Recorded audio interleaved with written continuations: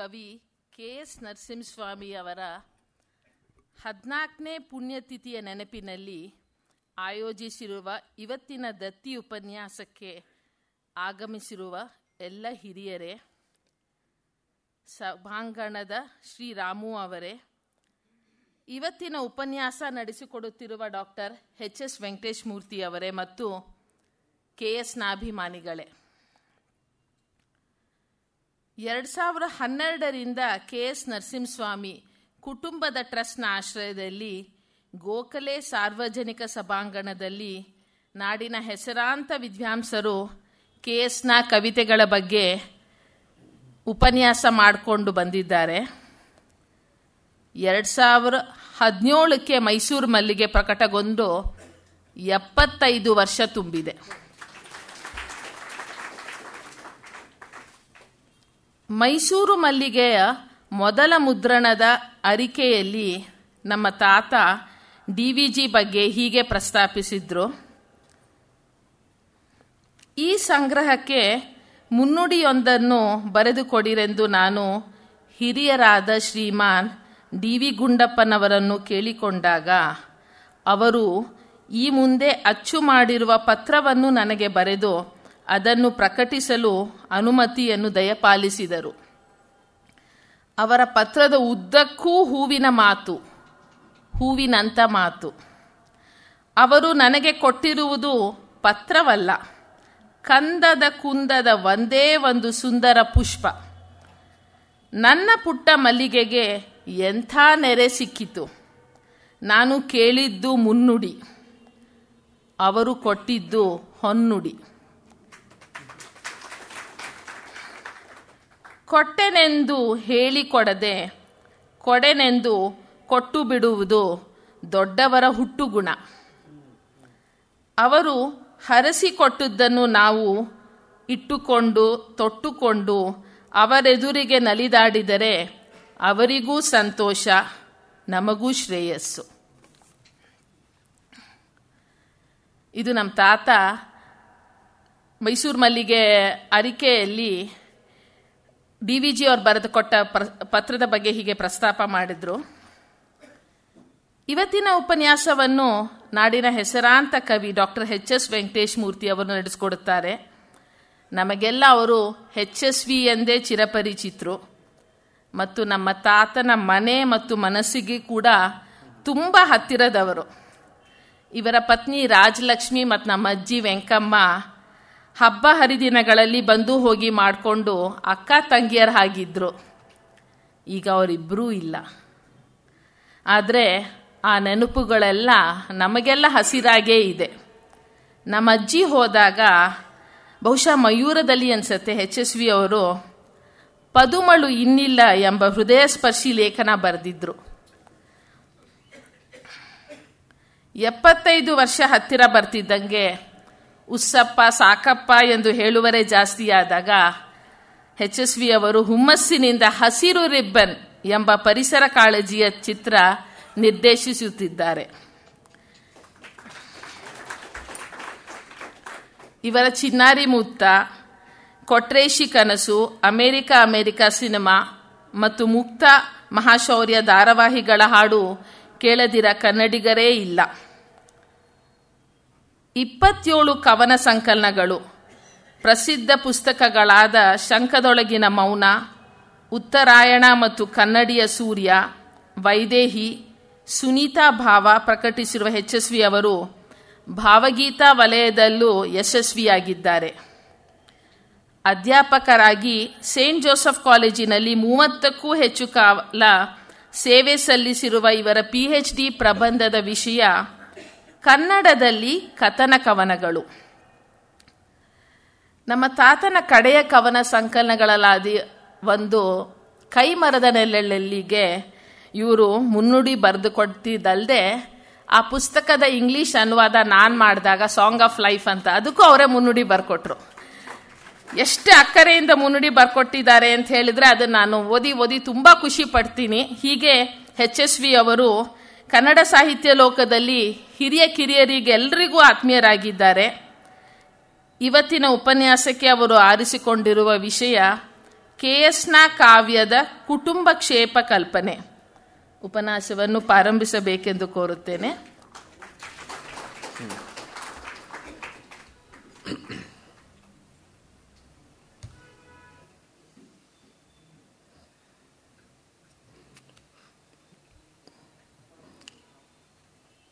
ಇವತ್ತಿನ ಸಂಜೆಯ ಸಭೆಗೆ ಪ್ರೀತಿಪೂರ್ವಕ ನಮಸ್ಕಾರ.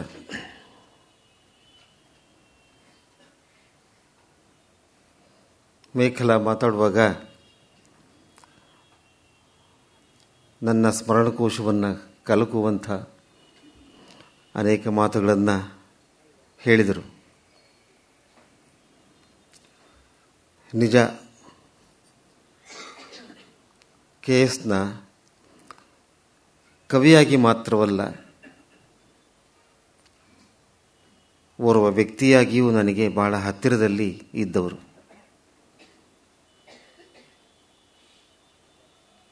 ಮತ್ತೆ ಮತ್ತೆ ನಾನು ಅವರನ್ನು ಭೇಟಿ ಮಾಡ್ತಾ ಇದ್ದೆ. ನನ್ನ ಕಾವ್ಯ ಚಟುವಟಿಕೆಯನ್ನು ಪ್ರಾರಂಭಿಸುವ ಮುನ್ನ ಅವರ ಮಾರ್ಗದರ್ಶನವನ್ನು ಪಡೆದಿದ್ದೆ.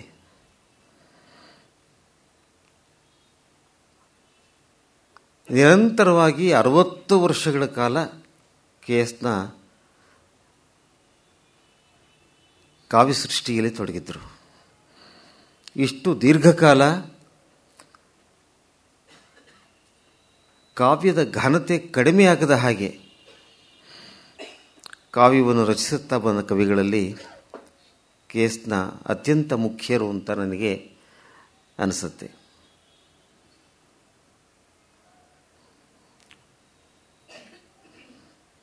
ನನ್ನ ಸೋದರಿ ಮೇಖಲಾ ಹೇಳಿದ ಹಾಗೆ ನರಸಿಂಹಸ್ವಾಮಿಗಳು ಮತ್ತು DV ಗುಂಡಪ್ಪನವರ ನಡುವೆ ಕೂಡ ಒಂದು ಅನ್ಯೋನ್ಯ ಸಂಬಂಧ ಇತ್ತು. 1942ರಲ್ಲಿ KSನವರ ಮೈಸೂರು ಮಲ್ಲಿಗೆ ಪ್ರಕಟವಾಯಿತು. ಆಗ DV ಗುಂಡಪ್ಪನವರು ಪತ್ರರೂಪದ ಮುನ್ನುಡಿಯನ್ನು KSನಾಗೆ ಬರೆದಿದ್ದರು. ಪ್ರಾಯಶಃ ಪತ್ರರೂಪದಲ್ಲಿ ಒಂದು ಮುನ್ನುಡಿ ಬರೆದದ್ದು ಅದೇ ಮೊದಲು ಕನ್ನಡ ಕಾವ್ಯದ ಇತಿಹಾಸದಲ್ಲಿ. ಆನಂತರ ಅನೇಕರು ಪತ್ರರೂಪದ ಮುನ್ನುಡಿಗಳನ್ನು ಬರೆದಿದ್ದಾರೆ. BR ಲಕ್ಷ್ಮಣರಾವ್ಗೆ P ಲಂಕೇಶ್ ಅವರು ಬರೆದ ಮುನ್ನುಡಿ ಬಹಳ ಪ್ರಸಿದ್ಧವಾಗಿದೆ. ಅದು ಪತ್ರರೂಪದ ಮುನ್ನುಡಿ. ಅದು ಶುರುವಾಗೋದೇನೆ ಅಯ್ಯ ಲಕ್ಷ್ಮಣ ಅಂತ ಶುರುವಾಗುತ್ತೆ.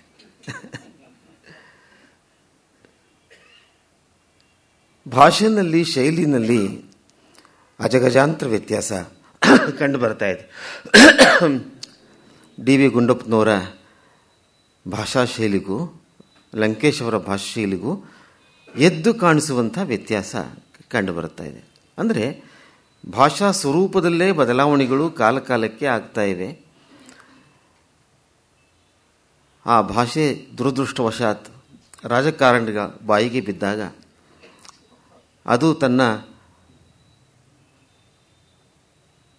ಕನಿಷ್ಠ ಪ್ರಮಾಣದ ಘನತೆಯ ಮಟ್ಟಕ್ಕೆ ಬರುತ್ತೆ, ಗರಿಷ್ಠ ಪ್ರಮಾಣ ಅಲ್ಲ. ಪರಸ್ಪರ ಸೌಹಾರ್ದ, ಸೌಜನ್ಯ, ಗೌರವ, ಗಾಂಭೀರ್ಯ, ಮರ್ಯಾದೆ, ಭಾಷಾ ಮರ್ಯಾದೆ, ಇದು ಮಾಸ್ತಿಯವರ ಮಾತು. ಭಾಷಾ ಮರ್ಯಾದೆ ಇದೆಲ್ಲವನ್ನು ಕೂಡ ಬಿಟ್ಟು ಕೊಟ್ಟಂತಹ ಒಂದು ಮುಕ್ತ ಭಾಷೆಯನ್ನು ನಾವಿವತ್ತು ಕೇಳ್ತಾ ಇದ್ದೀವಿ. ಪತ್ರಿಕೆಯಲ್ಲೂ ಅದೇ ಭಾಷೆ, ದೂರದರ್ಶನಗಳಲ್ಲೂ ಅದೇ ಭಾಷೆ, ರೇಡಿಯೋದಲ್ಲೂ ಅದೇ ಭಾಷೆ. ನಮ್ಮ ಭಾಷೆಗೆ, ನಮ್ಮ ಸರಸ್ವತಿಗೆ ನಾವು ಕೊಡಬೇಕಾದ ಗೌರವವನ್ನು ನಾವು ಕೊಡ್ತಾ ಇಲ್ಲ ಈಗ ಅಂತ ನನಗೆ ಅನೇಕ ಬಾರಿ ತುಂಬ ಖೇದ ಆಗುತ್ತೆ. ಮಾಸ್ತಿ ತಮ್ಮ ಒಂದು ಕಾದಂಬರಿನಲ್ಲಿ ಒಂದು ಪಾತ್ರ ಇನ್ನೊಂದು ಪಾತ್ರಕ್ಕೆ ಕೆಲವು ಬೈಗುಳದ ಮಾತುಗಳನ್ನು ಹೇಳಬೇಕಾಗತ್ತೆ ಅವ್ರ ಕಾದಂಬರಿಯಲ್ಲಿ. ಎಂಥ ಬಿಕ್ಕಟ್ಟು ನೋಡಿ. ಈಗೇನು ಮಾಡಬೇಕು ಮಾಸ್ತಿಯವರು? ಅವರು ಆ ಬೈಗುಳದ ಮಾತನ್ನು ಬರೆಯೋದಿಲ್ಲ. ಆಕೆ ಕೆಲವು ಕ್ರೂರವಾದ ನಿಷ್ಠುರವಾದ ಮಾತುಗಳನ್ನು ಬೈಗುಳ ಸ್ವರೂಪದಲ್ಲಿ ಆಡಿದಳು. ಆದರೆ ನಾನು ಅದನ್ನು ಬರೆಯಲಾರೆ. ಭಾಷಾ ಮರ್ಯಾದೆ ದೃಷ್ಟಿಯಿಂದ ನಾನು ಆ ಮಾತುಗಳನ್ನು ಇಲ್ಲಿ ಬರೆಯುತ್ತಿಲ್ಲ ಅಂತ ಬರೆದರು ಮಾಸ್ತಿಯವರು. ಇದು ಆವತ್ತಿನ ಸಂಸ್ಕಾರ. ಇದು ನೋಡಿ ಎಷ್ಟು ವ್ಯತ್ಯಾಸ ಇದೆ, ಭಾಷೆಯನ್ನು ಬಳಸೋದ್ರಲ್ಲಿ ಎಂಥ ವ್ಯತ್ಯಾಸ ಇದೆ. ಡಿ ವಿ ಗುಂಡಪ್ಪನವರು ಮುನ್ನುಡಿಯ ರೂಪದ ಹೊನ್ನುಡಿಯನ್ನು ಕೆ ಎಸ್ ನಾಗೆ ಕೊಡ್ತಾರೆ. ಅದು ಕೆ ಎಸ್ ನಾದೇ ನುಡಿ. ಕೆ ಎಸ್ ನ ಇಷ್ಟಾಗಲಿ ಕವಿ ಆದ್ದರಿಂದ ಅವರಲ್ಲಿ ಮಾತುಗಳು ಹೇಗೆ ಬರುತ್ತೆ ಅಂದರೆ, ನಾನು ಕೇಳಿದ್ದು ಮುನ್ನುಡಿ, ಆದರೆ ಅವರು ಕೊಟ್ಟದ್ದು ಹೊನ್ನುಡಿ ಅಂತ ಬರೀತಾರೆ. ಆ ಹೊನ್ನುಡಿ ಅಂತ ಮಾತೇ ಸಾಕೋದು. ಎಂಥ ರೋಮಾಂಚಕವಾದ ಮಾತು, ಶಬ್ದ ಪ್ರಯೋಗ. ಅದು ಬಂಗಾರದಂಥ ಮಾತು ಅಂತ ಕನ್ನಡದಲ್ಲಿ ಹೇಳ್ತಾರೆ. ಅದನ್ನು ಒಂದಕ್ಕೊಂದು ಸಮಾಸ್ಪದ ಮಾಡಿ ಹೊನ್ನುಡಿ ಮಾಡ್ತಾರೆ ನರಸಿಂಹಸ್ವಾಮಿಗಳು. ನಾನು ಕೇಳಿದ್ದು ಮುನ್ನುಡಿ, ಅವರು ಕೊಟ್ಟದ್ದು ಹೊನ್ನುಡಿ. ಡಿ ವಿ ಜಿಯವರದೊಂದು ಬಹಳ ಉತ್ತಮವಾದ ಮಾತಿದೆ, ಪುಷ್ಪವಾಗು ಮಂಕುತಿಮ್ಮ ಅಂತ. ನೀನು ಹೂವಾಗು ಅಂತ. ಹೂವಾಗುವುದು ಅನ್ನೋದು ಡಿ ವಿ ಜಿಯವರಿಗೆ ಬಹಳ ಪ್ರಿಯವಾದಂಥ ಒಂದು ರೂಪಕ. ವನಸುಮದಲೆನ್ನ ಜೀವನವು ವಿಕಸಿಸುವಂತೆ ಮನವನ್ನು ಅನುಗೊಳಿಸು ಹೇ ದೇವ. ಅಂದರೆ ಕಾಡಿನ ಹೂವಿನ ಹಾಗೆ ಅರಳುವಂತೆ ನೀನು ಅನುಗ್ರಹ ಮಾಡುವಂಥ ಪ್ರಾರ್ಥನೆ ಅವರದ್ದು. ಬರೇ ಸುಮ್ಮನೆ ಸಾಕಾಗಿತ್ತು, ಅವರು ವನಸುಮ್ಮ ಬೇರೆ ಮಾಡ್ತಾರೆ. ಅದನ್ನು ಪೇಟೆಯಲ್ಲಿರೋ ಹೂವಾದರೆ ಗಿರಾಕಿಗಳನ್ನು ಆಕರ್ಷಣೆ ಮಾಡಬೇಕು. ಆದರೆ ಕಾಡಿನಲ್ಲಿ ಬೆಳೆದಿರುವಂಥ ಹೂವಿಗೆ ಗಿರಾಕಿಗಳನ್ನು ಆಕರ್ಷಣೆ ಮಾಡಬೇಕು ಅನ್ನುವಂಥ ಒತ್ತಡ ಇಲ್ಲ. ಅದು ತನಗೆ ತಾನೇ ಅರಳುತ್ತೆ, ತನಗೆ ತಾನೇ ಕಂಪು ಬೀರುತ್ತೆ, ಸಾಯಂಕಾಲ ತನಗೆ ತಾನೇ ಮುದುಡಿ ಕೆಳಗೆ ಬೀಳುತ್ತೆ. ಒಂದು ದಿನದಲ್ಲಿ ತನ್ನ ಅದ್ಭುತವಾದ ಜೀವನ ನಾಟಕವನ್ನು ನಿರ್ವಹಿಸಿ ಆ ಹೂವು ತನ್ನ ಕರ್ತವ್ಯವನ್ನು ಪೂರ್ಣಗೊಳಿಸುತ್ತೆ. ಈ ಹೂವಿನ ಕಲ್ಪನೆ ಗುಂಡಪ್ಪನವರಿಗೆ ಬಹಳ ಪ್ರಿಯವಾದ್ದಾಗಿತ್ತು. ಹುಲ್ಲಾಗು ಬೆಟ್ಟದಡಿ ಮನೆಗೆ ಮಲ್ಲಿಗೆಯಾಗು. ಅಲ್ಲಿ ನೋಡಿ, ಮನೆಗೆ ಮಲ್ಲಿಗೆಯಾಗು, ನಿಮ್ಮ ಮನೆಯಲ್ಲಿ ನೀನು ಮಲ್ಲಿಗೆಯಂತಿರು ಅಂತ. ಇದೊಂದು ಮಾತನ್ನು ನೆನೆಸ್ಕೊಂಡ್ರೆ ಸಾಕು. ಪ್ರತಿಯೊಂದು ಮನೆಯಲ್ಲೂ ನಾವು ಮತ್ತೆ ಮತ್ತೆ ಹೇಳಬೇಕಾದ ಮಾತು ಮನೆಗೆ ಮಲ್ಲಿಗೆಯಾಗು. ಎಂಥ ಒಳ್ಳೆಯ ಕಲ್ಪನೆ ಇದು. ಮಲ್ಲಿಗೆ ಎನ್ನುವುದು ನಮ್ಮ ಕವಿಗಳಿಗೆ ಬಹಳ ಪ್ರಿಯ. ಪಂಪನಿಂದ ಹಿಡಿದು ನರಸಿಂಹಸ್ವಾಮಿಗಳ ತನಕ ಆ ಮಲ್ಲಿಗೆಯನ್ನು ಎಷ್ಟು ಜನ ಹೊಗಳುತ್ತಾರೋ. ಇಮ್ಮಾವು ಮಲ್ಲಿಗೆ ಪಂಪನಿಗೆ, ಸಿಹಿ ಮಾವು ಮತ್ತು ಮಲ್ಲಿಗೆ ಹೂವು, ಹಣ್ಣಲ್ಲಿ ಮಾವು ಹೂವಲ್ಲಿ ಮಲ್ಲಿಗೆ ಅವನಿಗೆ ಬಹಳ ಪ್ರಿಯವಾದ್ದು. ಗುಂಡಪ್ಪನವರಿಗೂ ಕೂಡ ಮಲ್ಲಿಗೆ ಹೂವು ಬಹಳ ಪ್ರಿಯವಾದ್ದು. ಅದಕ್ಕೆ ಇವತ್ತಿನ ಕಾರ್ಯಕ್ರಮದಲ್ಲೆಲ್ಲ ನಾನು ಯಾವಾಗ ಬಂದರೂ ಗೋಖಲೆಗೆ ಬಂದರೆ ಮಲ್ಲಿಗೆಯನ್ನೇ ಕೊಡೋದು. ಅದೇನೋ ಒಂದಿದೆ, ಅನ್ಯೋನ್ಯ ಸಂಬಂಧ ಇದೆ. ಕೆ ಎಸ್ ನವರ ಕವನ ಸಂಕಲನ ಹೆಸರೇನು? ಮೈಸೂರ ಮಲ್ಲಿಗೆ. ಅಲ್ಲೂ ಮಲ್ಲಿಗೆ ಇದೆ ನೋಡಿ. ಮನೆಗೆ ಮಲ್ಲಿಗೆಯಾಗು. ಡಿ ವಿ ಗುಂಡಪ್ಪನವ್ರ ಮಾತನ್ನು ನೆನಪಿಸ್ಕೊಳ್ಳಿ. ಕೆ ಎಸ್ನ ಮನೆಗೆ ಬಹಳ ಪ್ರಾಮುಖ್ಯ ಕೊಡ್ತಾರೆ. ಅವರು ಪಕ್ಕಾ ಮನೆಯ ಕವಿ, 100ಕ್ಕೆ 100 ಮನೆಯ ಕವಿ. ಕೆಲವರು ಕಾಡಿನ ಕವಿಗಳಿರ್ತಾರೆ, ಕೆಲವರು ದೇವಾಲಯದ ಕವಿಗಳಿರ್ತಾರೆ. ಈಗ ಪೂತಿನ ಅವರನ್ನು ಬೇಕಾದರೆ ದೇಗುಲದ ಕವಿ ಅಂತ ಕರೀತಾರೆ. ಮಲೆ ದೇಗುಲ ಅವರ ಸಂಗ್ರಹದ ಹೆಸರು ಮಲೆ ದೇಗುಲ, ಬೆಟ್ಟದ ಮೇಲಿರುವ ದೇವಸ್ಥಾನ ಅಂತ. ಅದು ದೇಗುಲ ಕೇಂದ್ರಿತವಾದಂಥ ಕಾವ್ಯ. ಅದು ಪೂತಿನ ಅವರ ಕಾವ್ಯ. ಅಲ್ಲಿ ಪ್ರೇಮ ಪ್ರಕರಣವೂ ದೇಗುಲದಲ್ಲೇ ನಡೀಬೇಕು. ಅವರ ಪ್ರತೀಕ್ಷೆ ಅಂತ ಬಹಳ ಪ್ರಸಿದ್ಧವಾದ ಕವನ ಇದೆ ಪೂತಿನವರದು. ಒಬ್ಬಳು ಹುಡುಗಿ, ಪಾಪ ಮೇಲ್ಕೋಟೆ ಹುಡುಗಿ ಹೇಗಿರ್ಬೋದು ಹಾಗಿದ್ದಾಳೆ ಅವಳು. ಬಾಗಿಲಿಂದ ನಿಂತ್ಕೊಂಡು ಇನ್ನೇನು ಪೂಜೆ ಮುಗೀತು, ಆರತಿ ಆಯಿತು, ಮಹಾಮಂಗಳಾರತಿ ಆಯಿತು, ಎಲ್ಲರೂ ಭಕ್ತರು ಬರ್ತಾ ಇದ್ದಾರೆ. ಆ ಗುಂಪಿನಲ್ಲಿ ನನ್ನ ಪ್ರಿಯಕರನೂ ಇರ್ತಾನೆ, ಅವಳು ಇಷ್ಟಪಟ್ಟ ಹುಡುಗನೂ ಇರ್ತಾನೆ. ಅವನನ್ನು ನೋಡ್ಬೋದು, ನಾನೀಗ ದರ್ಶನ ಪಡಿಬಹುದು ಅಂಥೇಳಿ ಕಾಯ್ತಾ ಇದ್ದಾಳೆ. ಆದರೆ ಹತ್ತಿರ ಬಂದಾಗ ನಾಚಿಕೊಂಡು ಅಂಜಿಕೆಯಿಂದ ಬಾಗಿಲ ಹಿಂದೆ ಹೋಗ್ತಾಳೆ. ಒಲುಮೆ ಉತ್ಸವ ಸನಿಹ ಬಂದಿರೆ. ಆ ಒಲುಮೆಯ ಉತ್ಸವ, ಪ್ರೀತಿಯ ಉತ್ಸವ, ಅದರ ಪ್ರತಿರೂಪವಾದಂಥ ತನ್ನ ಪ್ರಿಯಕರ, ಅವಳಿಗೆ ಆ ಪ್ರಿಯಕರ ಅನ್ನೋ ಮಾತೇ ಗೊತ್ತಿಲ್ಲ. ಆಗ ತಾನು ಇಷ್ಟಪಡುವ ಹುಡುಗ ಹತ್ತಿರ ಬಂದಾಗ ಹಿಂಸರ್ ನಿಂತಲಂತೆ. ಮೇಲ್ಕೋಟೆಗೆ ಹೋದಾಗಲಿಲ್ಲ ನನಗೆ ಯಾವ ಮನೆ ಹಿಂದೆ ಯಾವ ಹುಡುಗಿ ಇದ್ದಿರಬಹುದು ಅಂತ ಅನಿಸುತ್ತೆ. ಅಂದರೆ ದೇಗುಲದ ಕವಿ ಅವರು. ಕುವೆಂಪು ಅವರು ಕಾಡಿನ ಕವಿ ತಮ್ಮನ್ನು ತಾವೇ ಕರ್ಕೋತಾರೆ. ನಾನು ಕಾಡಿನ ಕವಿ ಅಂತ ಕರೀತಾರೆ. ಪ್ರಕೃತಿ ಕವಿ, ನೇಚರ್ ಪೋಯಿಟ್ ಅಂತ ಅನ್ನೋದು ಇಂಗ್ಲೀಷ್ನಲ್ಲಿ ಮೇಕಲ ಕೇಳಿದ್ರೆ ಹೇಳ್ತಾಳೆ ವರ್ಡ್ಸ್ವರ್ತ್ಗೆ. ಕಾಡಿನ ಕವಿ.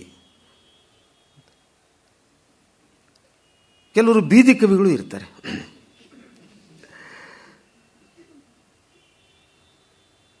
ಭಾಷಾ ಮರ್ಯಾದೆ ದೃಷ್ಟಿಯಿಂದ ಆ ಹೆಸರನ್ನು ಹೇಳುವುದು ಬೇಡ. ಉಪವನದ ಕವಿಗಳು ಇರ್ತಾರೆ.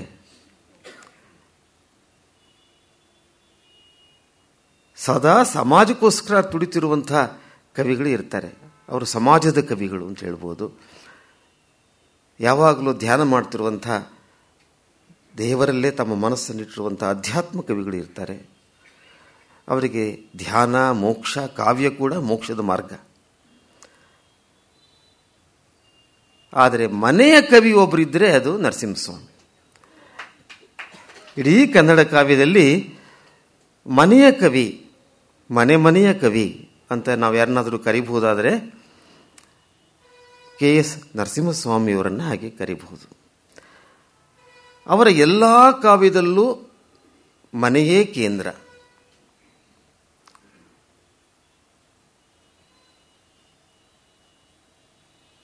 ಸ್ವಾತಂತ್ರ್ಯ ಪೂರ್ವದ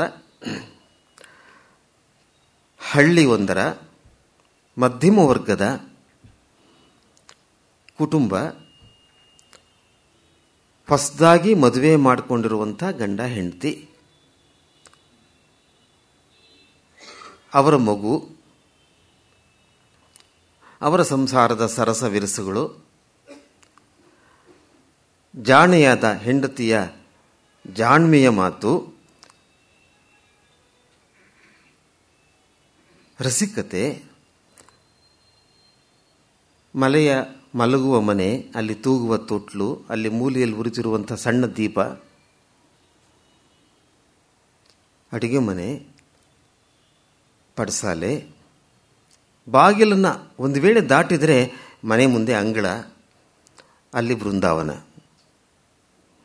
ಅಲ್ಲಿ ಶ್ರೀ ತುಳಸಿ, ಕೃಷ್ಣ ತುಳಸಿ, ಅಲ್ಲೊಂದು ತೆಂಗಿನ ಮರ, ಆಮೇಲೆ ಬೇಲಿ, ತಲೆ ಎತ್ತಿ ನೋಡಿದರೆ ಮೇಲೆ ಆಕಾಶ, ಅಲ್ಲಿ ಚಂದ್ರ, ಹುಣ್ಣಿಮೆ ಹರಸಿದ ಚಂದಿರ ಬಾನಿನ ನಡುವೆ ಬಂದಿತ್ತು. ಚಂದ್ರ ಅಲ್ಲಿ ಬಂದು ಇವರಿಬ್ಬರು ಹೊಸದಾಗಿ ಮದುವೆ ಮಾಡಿಕೊಂಡಿರುವಂಥ ಗಂಡ ಹೆಂಡತಿ ಆ ಬೃಂದಾವನದ ಪಕ್ಕದಲ್ಲಿ ನಿಂತ್ಕೊಂಡು ಬೃಂದಾವನದ ಬಳಿ ನಿಂತು ಅವರ ಮೇಲೆ ನೋಡಿದಾಗ ಬೆಳದಿಂಗಳನ್ನು, ತೆಂಗಿನ ಗರಿಯ ನಡುವೆ ಬರ್ತಿರುವ ಬೆಳದಿಂಗಳು ಹಾಲು ಕರೆದ ಹಾಗಿತ್ತಂತೆ. ಹಸು ಹಾಲು ಕರೆದ ಹಾಗೆ ಅದು ಬೀಳ್ತಾ ಇತ್ತು ಅಂತ. ನೋಡುವೆವು ಸಿರಿಯ ಕಂಡು ಅಂತ. ಅದೇ ಒಂದು ಸಿರಿ ಇದು. ಕವಿ ಬದುಕ್ತಿರೋದು ಬಡತನದಲ್ಲಿ, ಆದರೆ ಅವನ ಬದುಕು ಸಿರಿತನದ ಬದುಕು. ಇದು KS ಕಾವ್ಯದಲ್ಲಿ ಅತ್ಯಂತ ಪ್ರಧಾನವಾಗಿ ನಾವು ಗಮನಿಸಬೇಕಾದದ್ದು. ಅವರ ಜೀವನದಲ್ಲೂ ಮನೆ ತುಂಬ ಮಕ್ಕಳು, ಮನೆಗೆ ಬಂದು ಹೋಗುವವರು, ಯಾರು ಬಂದರೂ ಅವರಿಗೆ ಆತಿಥ್ಯ, ಕಡೆ ಪಕ್ಷ ಕಾಫಿ ಆದರೂ ಕೊಡಬೇಕು ವೆಂಕಮ್ಮನವರು. ಅವ್ರು ಹಾಗೆ ಕಳಿಸೋ ಹಾಗೆ ಇಲ್ಲ. ಇಲ್ಲ ಅಂದರೆ ಸ್ವಲ್ಪ ಕುತ್ಕೋಪ್ಪ, ಉಪ್ಪಿಟ್ಟು ಮಾಡ್ತೀನಿ. ಅವರ ಸುವಿಖ್ಯಾತವಾದ ಉಪ್ಪಿಟ್ಟು ಜಗತ್ಪ್ರಸಿದ್ಧವಾದ್ದು. ಹೀಗೆ ಬಂದವನ್ನೆಲ್ಲ ಆದರದಿಂದ ಆಧರಿಸುವಂತಹ ಮನೆ ಗಂಡ ಹೆಂಡತಿ. ಚಿಕ್ಕ ಪ್ರಾಯ, ಪ್ರೌಢ ವಯಸ್ಸು, ಮುಪ್ಪು, ಯಾವಾಗಲೂ ಮನೆಯೇ. ಮನೆಯಲ್ಲಿ ಅವರ ಜೀವನ ನಡ್ಕೊಂಡು ಹೋಗ್ತಾ ಇದೆ. ಇದು KS. ಅವರ ಕಾವ್ಯದಲ್ಲಿ ಕೂಡ ಮನೆಯೇ ಕೇಂದ್ರ. ಆ ಮನೆಯಲ್ಲಿ ಎಲ್ಲರೂ ಚೆನ್ನಾಗಿರಬೇಕು, ಸುಖವಾಗಿರಬೇಕು, ಸಂತೋಷವಾಗಿರಬೇಕು, ಹೊಂದಿಕೊಂಡಿರಬೇಕು, ಅನ್ಯೋನ್ಯತೆಯಿಂದ ಇರಬೇಕು, ಸಾಧ್ಯವಾದರೆ ಹಾಡಿಕೊಂಡಿರಬೇಕು. ಹಾಡುವೆವು ಸಿರಿಯ ಕಂಡು. ಬರೀ ಹೆಂಡತಿ ಹಾಡೋದು ಮಾತ್ರ ಅಲ್ಲ, ಕವಿನೂ ಹಾಡ್ತಾರಂತೆ. ಮನೆ ಗೃಹಸ್ಥ ಹಾಡೋದನ್ನು ನೀವು ಕೇಳಿರ್ಲಿಕ್ಕಿಲ್ಲ, ಆದರೆ KSನ ಕುಟುಂಬದಲ್ಲಿ ಗಂಡ ಹೆಂಡತಿ ಇಬ್ಬರು ಹಾಡ್ತಾರಂತೆ. ಹಾಡ್ತಾರೆ ಅನ್ನೋದೊಂದು ಆಶಯ, ಅತ್ಯಂತ ಸುಂದರವಾದ ರಮ್ಯವಾದ ಒಂದು ಆಶಯ. ಅವರು ಮಾತಾಡೋದಿಲ್ಲ, ಪರಸ್ಪರ ಸಂಭಾಷಣೆ ಮಾಡಬೇಕಾದ್ರೂ ಪದ್ಯದಲ್ಲೇ ಮಾಡ್ತಾರೆ. ನಮ್ಮೂರು ಚಂದವೋ ನಿಮ್ಮೂರು ಚಂದವೋ ಎಂದನ್ನ ಕೇಳಲೇಕೆ. ಅದು ಎಲ್ಲಿ? ಒಂದಿರುಳು ಕನಸಿನಲ್ಲಿ ನನ್ನವಳೆ ಕೇಳಿದೆನು ಚಂದ ನಿನಗಾವುದೆಂದು. ಎಚ್ಚರದಲ್ಲಿ ಕನಸಿನಲ್ಲಿ ಎಲ್ಲ ಕಡೆಯೂ ಗಂಡ ಹೆಂಡತಿ ಸಂಸಾರ, ಸಂತೋಷ, ನಗೆ ಮಾತು, ಚೂಟಿ ಮಾತು, ಮುದ್ದಣ ಮನೋರಮೆ. ಆಧುನಿಕ ಮುದ್ದಣ ಮನೋರಮೆಯರ ಪುನರವತರಣ ಮೈಸೂರು ಮಲ್ಲಿಗೆಯಲ್ಲಿ ಆಗಿದ್ದು. ಯಾವುದನ್ನು ಮುದ್ದಣ ಕವಿ ನಂದಳ್ಳಿ ಲಕ್ಷ್ಮಣಪ್ಪರು ಕಟ್ಟಿದರೋ ಅದರ ಇನ್ನೊಂದು ರೂಪ, ಆಧುನಿಕ ರೂಪ, ಅತ್ಯಾಧುನಿಕ ರೂಪ ನಾವು ನರಸಿಂಹಸ್ವಾಮಿಯವರ ಕಾವ್ಯದಲ್ಲಿ ನೋಡ್ತೇವೆ. ಈ ಮನೆ ಇದೆಯಲ್ಲ, ಈ ಮನೆ ಹೊರಗಡೆ ಇರೋ ಜನಗಳೊಂದಿಗೆ ನಿಕಟವಾದ ಸಂಪರ್ಕವನ್ನು ಹೊಂದಿದೆ. ಹಳ್ಳಿ ಜೀವನನೇ ಹಾಗೆ, ಅದೊಂದು ಸಾಮೂಹಿಕ ಬದುಕು. ನಗರದ ಹಾಗಲ್ಲ. ಪಕ್ಕದ ಮನೆಯವರು ಯಾರು ಅಂತ ನಮ್ಗೆ ಗೊತ್ತೇ ಇರೋಲ್ಲ. ಬೆಂಗಳೂರಿನಲ್ಲಿ ನನ್ನ ಹುಡುಕೊಂಡು ಯಾರೋ ಬಂದಿದ್ರು, ಪಕ್ಕದ ಮನೆಯವ್ರನ್ನ ಕೇಳ್ತಾ ಇದ್ರು, ಇಲ್ಲಿ ವೆಂಕಟೇಶ ಮೂರ್ತಿ ಅಂತ ಪದ್ಯ ಗಿದ್ಯ ಬರೀತಾರಲ್ಲ ಅಂತ. ಪದ್ಯ ಸರಿ, ಗಿದ್ಯ ಏನು ಅಂದರೆ ಕವಿಗಳ ಬಗ್ಗೆ ಎಂಥ ಪ್ರೀತಿ ನಮ್ಮ ಜನಕ್ಕೆ ಅಂದರೆ, ಆ ಪದ್ಯ ಗಿದ್ಯ ಬರೀತಾರಲ್ಲ ಅವ್ರು ಎಲ್ಲಿದ್ದಾರೆ? ನಮಗೆ ಗೊತ್ತಿಲ್ಲ ಸ್ವಾಮಿ. ಪಕ್ಕದ ಮನೆಯವರು ನಮಗೆ ಗೊತ್ತಿಲ್ಲ ಸ್ವಾಮಿ. ಇದು ಬೆಂಗಳೂರು. ಹಳ್ಳಿ ಅಂದರೆ ಹಾಗಲ್ಲ. ಆ ಇಡೀ ಹಳ್ಳಿ ಕವಿಯ ಕುಟುಂಬದೊಂದಿಗೆ ಹೊಂದ್ಕೊಂಡ್ಬಿಟ್ಟಿದೆ. ಅವರನ್ನು ಕಾವ್ಯ ನಾಯಕ ನಾಯಕಿ ಅಂತ ಕರೆಯೋಣ. ಅದು KSನ ವೆಂಕಮ್ಮನೇ ಆಗಿರಬೇಕಾದ್ದಿಲ್ಲ. ಕಾವ್ಯ ನಾಯಕ ನಾಯಕಿಯ ಸಂಸಾರದೊಂದಿಗೆ ಹಾಸುಹೊಕ್ಕಾಗಿ ಹೊಂದಿಕೊಂಡಿರುವ ಹಳ್ಳಿಯ ಗ್ರಾಮೀಣ ಬದುಕು. ಅಲ್ಲೊಬ್ಬ ಬಳೆಗಾರ ಚೆನ್ನಯ್ಯ ಇದ್ದಾನೆ. ಇವ್ರ ಮನೆಯಲ್ಲಿ ವಿರಸಾದರೆ ಅವನಿಗೆ ನೋವು. ಅವನು ಪೇಟೆಗೆ ಹೋಗಿ ಗಂಡನ ಮನೆಗೆ ಹೋಗಿ ಅಲ್ಲಿ ಅವನಿಗೆ ಸಮಾಧಾನ ಪಡಿಸ್ತಾನೆ. ಬಳೆಗಾರ ಚೆನ್ನಯ್ಯ ಬಾಗಿಲಿಗೆ ಬಂದಿಹನು, ಬಳೆಯ ತೊಡಿಸುವುದಿಲ್ಲ ನಿಮಗೆ. ಅವನು ಹೇಳ್ಬೋದಲ್ಲ, ಹೆಂಡತಿ ಮನೆಗಿಲ್ಲಪ್ಪ ಆಚೆ ಹೋಗು. ಅದಕ್ಕೆ ಇವನೇ ಮೊದಲೇ ಹೇಳ್ಬಿಡ್ತಾನೆ, ಬಳೆ ತೊಡ್ಸೋಕೆ ಬಂದಿಲ್ಲ ಸ್ವಾಮಿ, ನಿಮಗಂತೂ ಖಂಡಿತ ಕೊಡಿಸಲ್ಲ, ನಾನು ಬಳೆ ತೊಡಿಸೋದಿಲ್ಲ. ಬಳೆಗಾರ ಚೆನ್ನಯ್ಯ ಬಾಗಿಲಿಗೆ ಬಂದಿಹೇನು. ಆ ಹೆಸರು ನೋಡಿ, ಚೆನ್ನಯ್ಯ. ಹೆಸರುಗಳಾದರೂ ಕೂಡ ಕಠೋರವಾಗಿರಲಿಕ್ಕಿಲ್ಲ, ಅವು ಚೆನ್ನಾಗಿರಬೇಕು. ಆ ಊರುಗಳು ಅಷ್ಟೇ. ನವಿಲೂರು ಅಂತ ಒಂದು ಊರಿನ ಹೆಸರು, ಅದು ಎಂಥ ಬ್ಯೂಟಿಫುಲ್ ನೇಮ್ ಅದು. KSನ ಕವಿತೆಗಳಲ್ಲಿ ಬರುವ ಊರುಗಳ ಹೆಸರುಗಳನ್ನು ನೋಡಿ, ಅದು ಎಷ್ಟು ಮೋಹಕ, ಎಷ್ಟು ಸುಂದರ ಅವೆಲ್ಲ. ಅಲ್ಲಿ ಬರೋ ಜನಗಳ ಹೆಸರು ಹಾಗೇನೆ. ಅವ್ರಿಗೆ ಭಾಳ ಪ್ರಿಯವಾದ ಹೆಸರು ಪದ್ಮ ಅಂತ. ಅದು ಒಂದು ಹೂವೇ. ಪದುಮಳು ಒಳಗಿಲ್ಲ, ಪದುಮಳ ಬಳೆಗಳ ಸದ್ದಿಲ್ಲ. ರಾಯರು ಬಂದರು ಮಾವನ ಮನೆಗೆ, ರಾತ್ರಿಯಾಗಿತ್ತು. ರಾಯರು ಬಂದರು, ರಾಯರ ಅದು ಹೊಂದ ರಾ ಅನ್ನೋದು ಎಷ್ಟು ಸರಿ ಬರುತ್ತೆ ನೋಡಿ. ಏನಪ್ಪ ಇದು ತೆಲುಗಿನ ರಾ ಇರ್ಬೋದಾ ಅಂತ. ರಾಯರು ಬಂದರು ಮಾವನ ಮನೆಗೆ, ರಾತ್ರಿಯಾಗಿತ್ತು. ಹುಣ್ಣಿಮೆ ಹರಸಿದ ಬಾನಿನ ನಡುವೆ ಚಂದಿರ ಬಂದಿತ್ತು, ತುಂಬಿದ ಚಂದಿರ ಬಂದಿತ್ತು. ಹುಣ್ಣಿಮೆ ಹರಸಿದ, ಆಕಾಶಕ್ಕೆ ಹುಣ್ಣಿಮೆ ಹರಸಿದ ಪರಿಣಾಮ ಚಂದ್ರ ಅಂತ. ಅದೇನು ಕವಿಗಳ ಕಲ್ಪನೆ. ಸೂರ್ಯೋದಯ, ಚಂದ್ರೋದಯ, ದೇವರ ದಯ ಕಾಣು, ಕುವೆಂಪು ಹೇಳಿದಾಗೆ. ಅದು ಸುಮ್ಮನೆ ಆಗೋದಿಲ್ಲ ಸ್ವಾಮಿ. ಒಂದು ಏನೋ ಪ್ರಕೃತಿಯ ಚೇಷ್ಟೆ ಅಂತ ತಿಳ್ಕೊಬೇಡಿ ನೀವು. ದೇವರ ಕೃಪೆಯಿಂದ ಸೂರ್ಯ ಹುಟ್ಟಿದಾನೆ, ದೇವರ ಕೃಪೆಯಿಂದ ಚಂದ್ರ ಹುಟ್ಟಿದ್ದಾನೆ. ಸೂರ್ಯೋದಯ, ಚಂದ್ರೋದಯ, ದೇವರ ದಯ. ಸೂರ್ಯೋದಯದಲ್ಲಿ ದಯ ಇದೆ, ಚಂದ್ರೋದಯದಲ್ಲೇ ದಯ ಇದೆ. ಅದನ್ನು ಗುರುತಿಸೋನು ಕವಿ ಅಷ್ಟೇ. ಶಬ್ದದೊಳಗೆ ಹುಡುಕಿ ಇದೆ ಅದು. ಸೂರ್ಯೋದಯ, ಚಂದ್ರೋದಯ, ದೇವರ ದಯ ಕಾಣು, ಕುವೆಂಪು ಅವರು. ಭಾಳ ಆಶ್ಚರ್ಯಕರ ಇದು. ಕವಿಗಳು ಕಲ್ಪನೆ ಮಾಡುವಂಥ ಕ್ರಮ. ಹುಣ್ಣಿಮೆ ಹರಸಿದ ಬಾನಿನ ನಡುವೆ ಚಂದಿರ ಬಂದಿತ್ತು, ಅದು ತುಂಬಿದ ಚಂದಿರ ಬಂದಿತ್ತು. ದುಂಡು ಚಂದ್ರ, ಪೂರ್ಣಿಮ ಚಂದ್ರ. ಇದು ಅತ್ಯಂತ ಸುಂದರವಾದಂಥ ಚಿತ್ರಗಳನ್ನು ಇಂಥದ್ದನ್ನು ಕೊಡ್ತಾರೆ. ಇಂಥ ಒಂದು ಸುಕುಮಾರ ಸುಂದರ ಪ್ರಪಂಚವನ್ನು ಕನ್ನಡ ಓದುಗರಿಗೆ ಕಾಡುವ ಕನಸಾಗಿ ಅವರ ಮನಸ್ಸಲ್ಲಿ ಬಿತ್ತಿದಂಥ ಕವಿ ನರಸಿಂಹಸ್ವಾಮಿಗಳು. ಅದಕ್ಕೆ ಮೈಸೂರು ಮಲ್ಲಿಗೆಗೆ ಮುಪ್ಪಿಲ್ವೇ ಇಲ್ಲ. ಅವರಿಗೆ ವಯಸ್ಸಾಗೋದೇ ಇಲ್ಲ. ಮೈಸೂರು ಮಲ್ಲಿಗೆ ತರುಣ ತರುಣಿ ಇದ್ದಾರಲ್ಲ, ಹುಡುಗ ಹುಡುಗಿ, ಅವರಿಗೆ ವಯಸ್ಸಾಗೋದೇ ಇಲ್ಲ.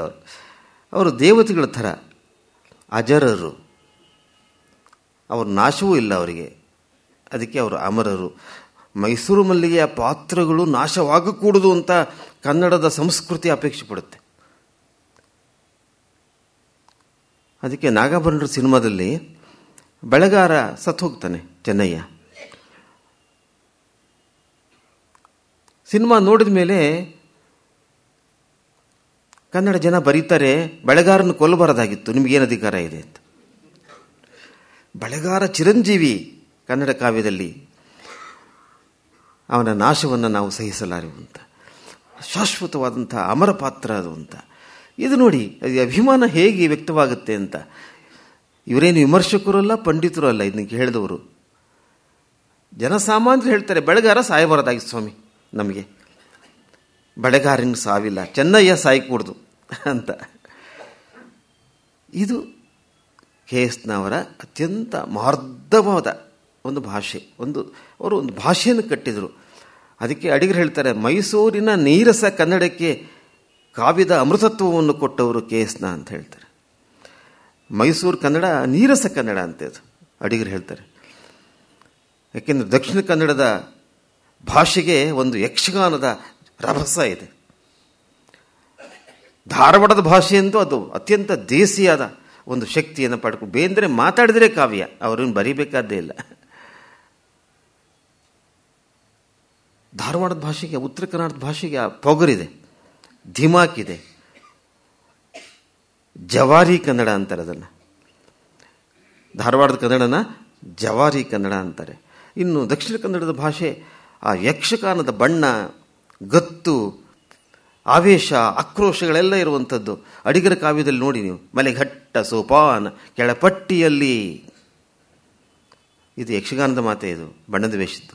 ಮಲೆಘಟ್ಟ ಸೋಪಾನ ಕೆಳಪಟ್ಟಿಯಲ್ಲಿ ಉರುಳು ಮುರೆ ಉರುಳು ಕಡಲ ಕುದಿತದ ಎಣ್ಣೆ ಕೊಪ್ಪರಿಗೆ. ಹೀಗಂದ್ಬಿಟ್ರೆ ಸಾಕು, ಅದು ಒಂಥರ ಒಳ್ಳೆ ವೇಷ ಬಂದಂಗೆ ಇರುತ್ತದು.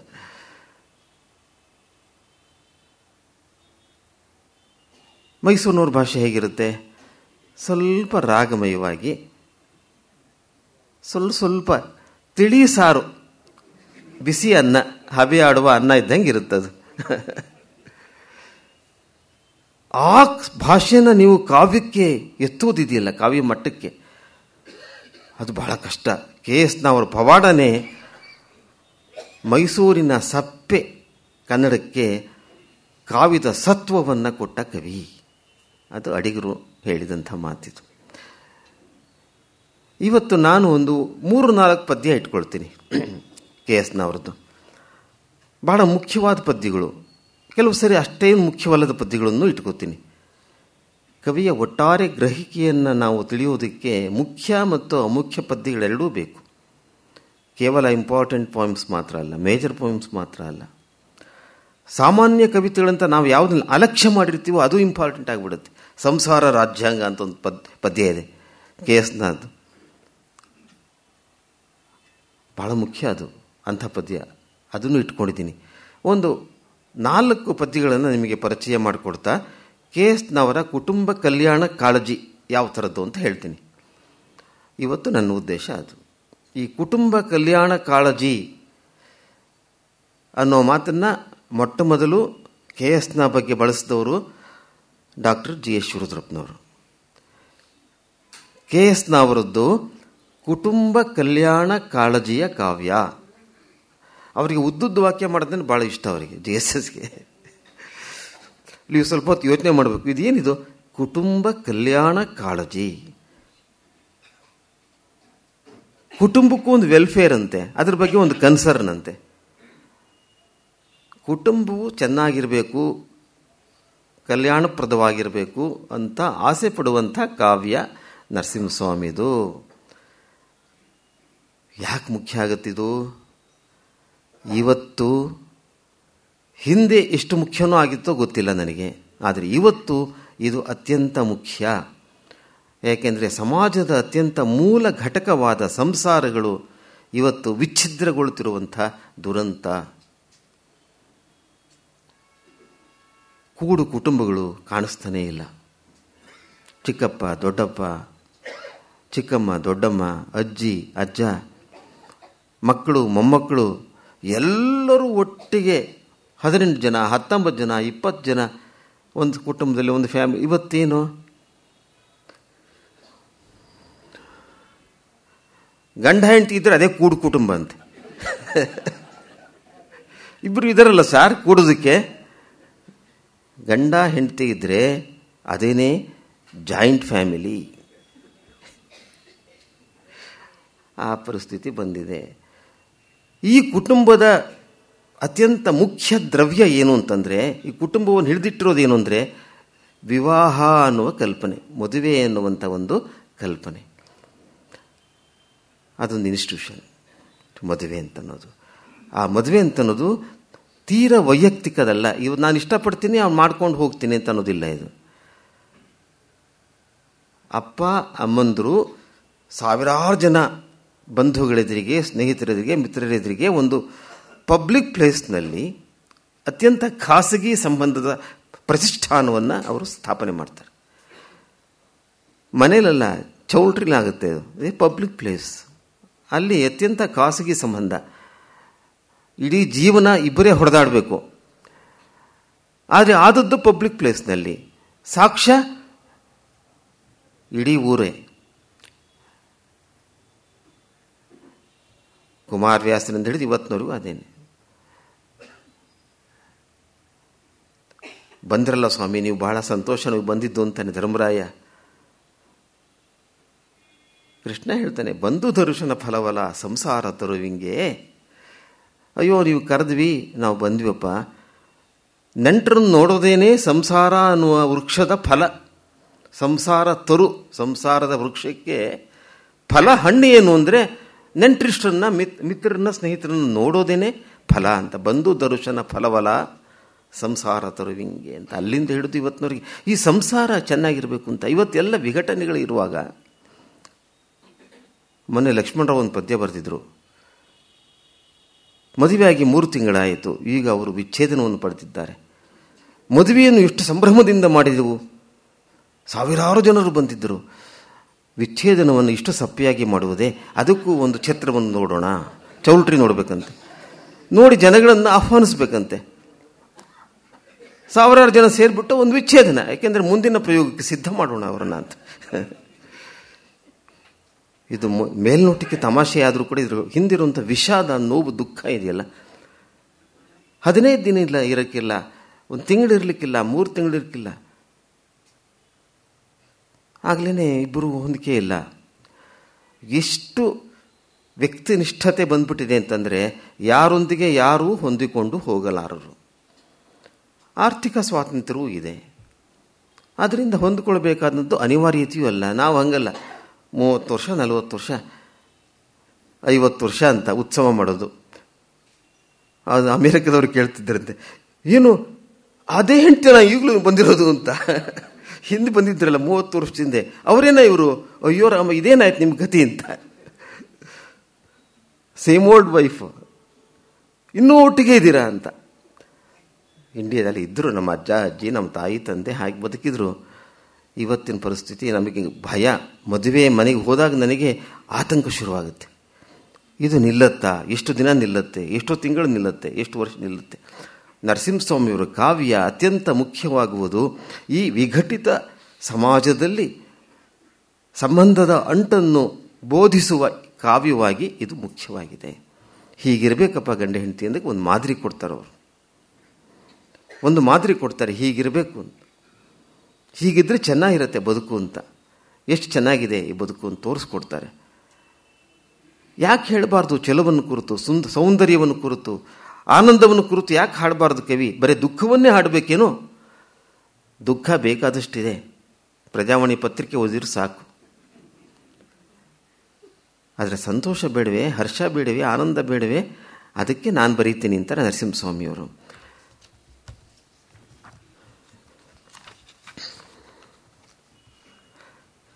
ಶಾನುಭೋಗರ ಮಗಳು ಪದ್ಯನೇ ನೋಡೋಣ ಫಸ್ಟ್.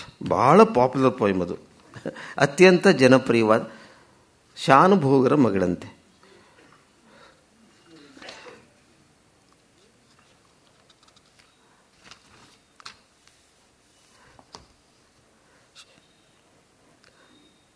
ಶಾನುಭೋಗರ ಮಗಳು ತಾಯಿ ಇಲ್ಲದ ಹುಡುಗಿ. ತಕ್ಷಣ ನಿಮ್ಮ ಎಮೋಷನ್ಸನ್ನು ಅವರು ಕೆರಳಿಸ್ತಾರೆ. ಶಾನುಭೋಗರ ಮಗಳು ತಾಯಿ ಇಲ್ಲದ ಹುಡುಗಿ. ಇದು ನೋಡಿ, ಎರಡನೇ ಪಂಕ್ತಿನೇ ಶಾನುಭೋಗರ ಮಗಳು ತಾಯಿ ಇಲ್ಲದ ಹುಡುಗಿ, ರತ್ನದಂತಹ ಹುಡುಗಿ ಊರಿಗೆಲ್ಲ, ಬಲು ಜಾಣೆ ಗಂಭೀರೆ ಹೆಸರು ಸೀತಾದೇವಿ. 12 ತುಂಬಿಹುದು ಮದುವೆ ಇಲ್ಲ. ಓ ರಾಮ,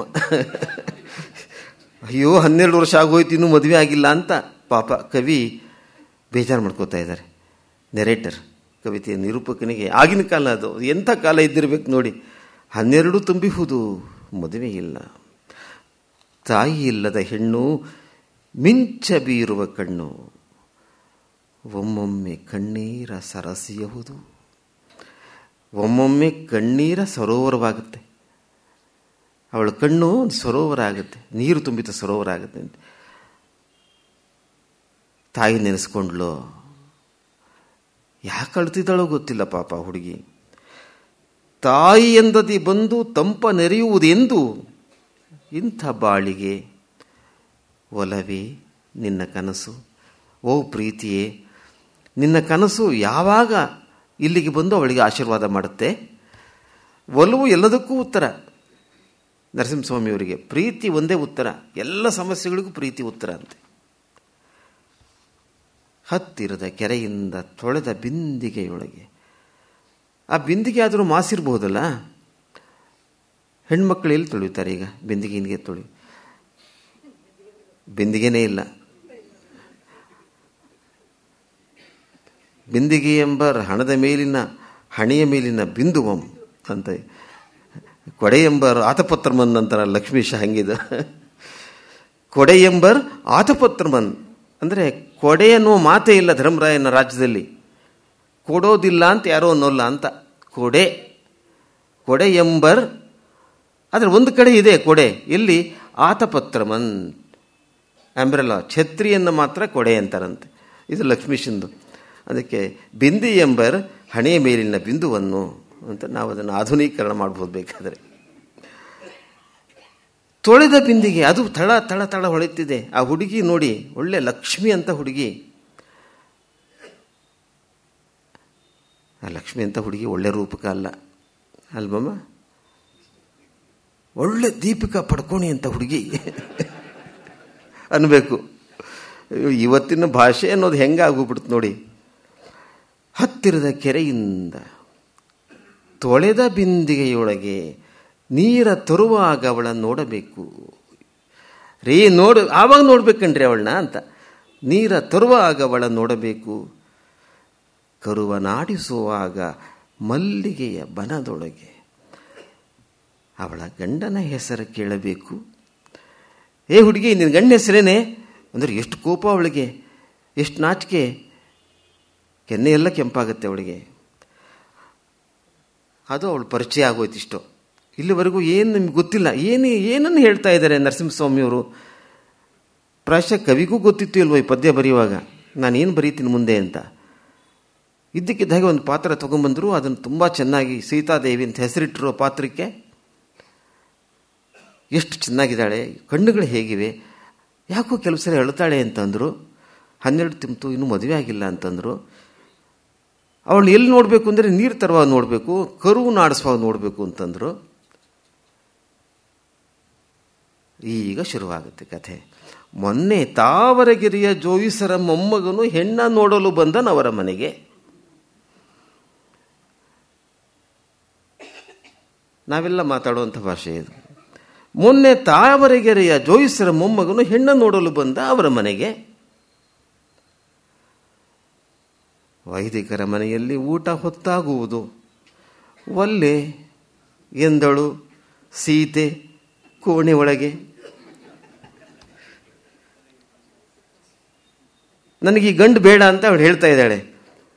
ನೋಡಿ, ಅದನ್ನು ಹೇಳುವಷ್ಟು ಧೈರ್ಯನೂ ಇದೆ ಅವಳಿಗೆ, ಪರವಾಗಿಲ್ಲ ಹುಡುಗಿ ಸೀತಾದೇವಿ.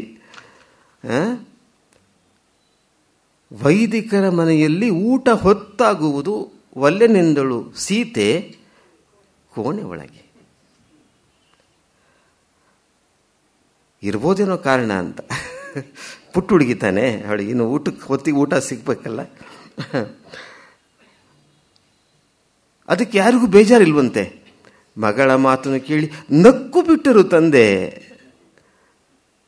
ಅಯ್ಯೋ ತಪ್ಪೋಯ್ತಲ್ಲ ಸಂಬಂಧ ಅಂತ ದುಃಖ ಪಡಲಿಲ್ಲ ಅವರು. ಅಂದರೆ ಅವ್ರಿಗೂ ಗೊತ್ತಾಗಿದೆ ಕಾರಣ ಏನು ಅಂತ. ಮಗಳು ಯಾಕೆ ಬೇಡ ಅಂದ್ಲು ಅಂತ ಕಾರಣ ಗೊತ್ತಾಗಿದೆ. ಇವಳು ಹೇಳ್ತಿರೋ ಕಾರಣ ಸುಳ್ಳು ಕಾರಣ ಅಂತಲೂ ಗೊತ್ತಾಗಿದೆ. ಮಗಳ ಮಾತನ್ನು ಕೇಳಿ ನಕ್ಕು ಬಿಟ್ಟರು ತಂದೆ. ಒಳಗೆ ನಂದಾದೀಪ ನಂದಿ ಹೋಗಿ ಫಲವ ನುಡಿದುದು ಹಲ್ಲಿ ಹೇಳನಿದೆ ಮುಂದೆ. ತೆರಳಿದನು ಜೋಯಿಸನು ತಣ್ಣಗಾಗಿ. ತೆರಳಿದನು ಜೋಯಿಸನು, ಮೊಮ್ಮಗನ ಕರ್ಕೊಂಬಂದಿದ್ನಲ್ಲ ಜೋಯಿಸರು. ಅಲ್ಲಿ ಮೊದಲು ಪ್ಲೂರಲ್ ಅವರಿಗೆ ಬಹುವಚನ ಗೌರವ, ಜೋಯಿಸರ ಮೊಮ್ಮಗನು. ಇಲ್ಲಿ ಜೋಯಿಸನು, ಸಂಬಂಧ ಹೋಯ್ತಲ್ಲ, ಇನ್ಮೇಲೇನು ಬಹುವಚನ ಅಗತ್ಯವಿಲ್ಲ. ಫಲವ ನುಡಿದುದು ಹಲ್ಲಿ ಹೇಳ ನೀನಿದೆ ಮುಂದೆ. ತೆರಳಿದನು ಜೋಯಿಸನು ತಣ್ಣಗಾಗಿ. ಕತೆ ಮುಗಿಲಿಲ್ಲ. ಮಾರನೇ ಬೆಳಿಗ್ಗೆ ಏನಾಯಿತು ಅಂತ ಹೇಳ್ತಾರೆ ಮತ್ತು ನರಸಿಂಹಸ್ವಾಮಿಗಳು. ಬೆಳಗಾಗ ಕೆರೆಯ ಬಳಿ, ಈ ಕೆರೆಯ ರೆಫರೆನ್ಸ್ ಮೊದಲೇ ಬಂದಿದೆ, ಅದಾಗಲೇ ಎಸ್ಟಾಬ್ಲಿಷ್ ಆಗಿದೆ ಕೆರೆ ಅನ್ನೋದು. ಕೆರೆಯ ನೀರಲ್ಲಿ ಹೋಗಿ ಕೆರೆಯ ನೀರನ್ನು ತರಬೇಕಾದ್ರೆ ಅವಳು ನೋಡಬೇಕು ಅಂತ ಹೇಳಿದರು. ಬೆಳಗಾಗ ಕೆರೆಯ ಬಳಿ ನನ್ನ ತಂಗಿಯ ಕಂಡು. ಈಗ ಇದ್ದಕ್ಕಿದ್ದ ಹಾಗೆ ಒಂದು ಸಂಬಂಧ ಸೂಚನೆ ಆಗುತ್ತೆ. ಇದನ್ನು ಹೇಳ್ತಿರುವಂಥ ವ್ಯಕ್ತಿ ಒಬ್ಬ ತರುಣ, ಅವನಿಗೊಬ್ಬಳು ತಂಗಿ ಇದ್ದಾಳೆ. ಆ ತಂಗಿಗೆ ಶಾನುಭೋಗರ ಮಗಳಿದ್ದಾಳಲ್ಲ ಸೀತಾದೇವಿ, ಅವಳು ಹೇಳ್ತಾ ಇದ್ದಾಳೆ. ಅಂದರೆ ಕವಿ ಯಾರೋ ಬೇರೆಯವನಲ್ಲ, ಅದೇ ಊರಿನವನು. ಸೀತೆಯನ್ನು ನಿತ್ಯ ನೋಡ್ತಿರೋವಂಥವನು. ಅವನಿಗೊಬ್ಬಳು ತಂಗಿ ಇದ್ದಾಳೆ. ಆ ತಂಗಿ ಮತ್ತು ಸೀತೆ ಸ್ನೇಹಿತೆಯರು. ಒಂದು ಸಂಬಂಧ ಅಲ್ಲಿ. ಶ್ರೀವನಿತೆಯ ರಸನ ವಿಮಲ ರಾಜೀವ ಪೀಠನ ಪಿತನ ಜಗಕತಿ ಪಾವನನ ಸನಕಾದಿ ಸಜ್ಜನ ನಿಖರ ದಾತಾರ ರವಣಾಸುರ ಮಥನ ಶ್ರವಣ ಸುಧಾ ವಿನೂತನ ಕಥನ ಕಾರಣ ಕಾವುದಾನತ ಜನವ ಗದುಗಿನ ವೀರನಾರಾಯಣ. ಇಡೀ ಪದ್ಯ ಸಂಬಂಧಗಳ ಸೂತ್ರ ಅದು. ಇಂಥವರ ಗಂಡ, ಇಂಥವರ ಅಪ್ಪ, ಇಂಥವರ ವೈರಿ, ಇಂಥವರಿಗೆ ಪ್ರಿಯನಾದ ಗುರು. ಅಂತಹ ಕೃಷ್ಣನು ನಮಗೆ ಕಾಪಾಡಲಿ. ಯಾರಿಗೆ? ಆನತ ಜನವ.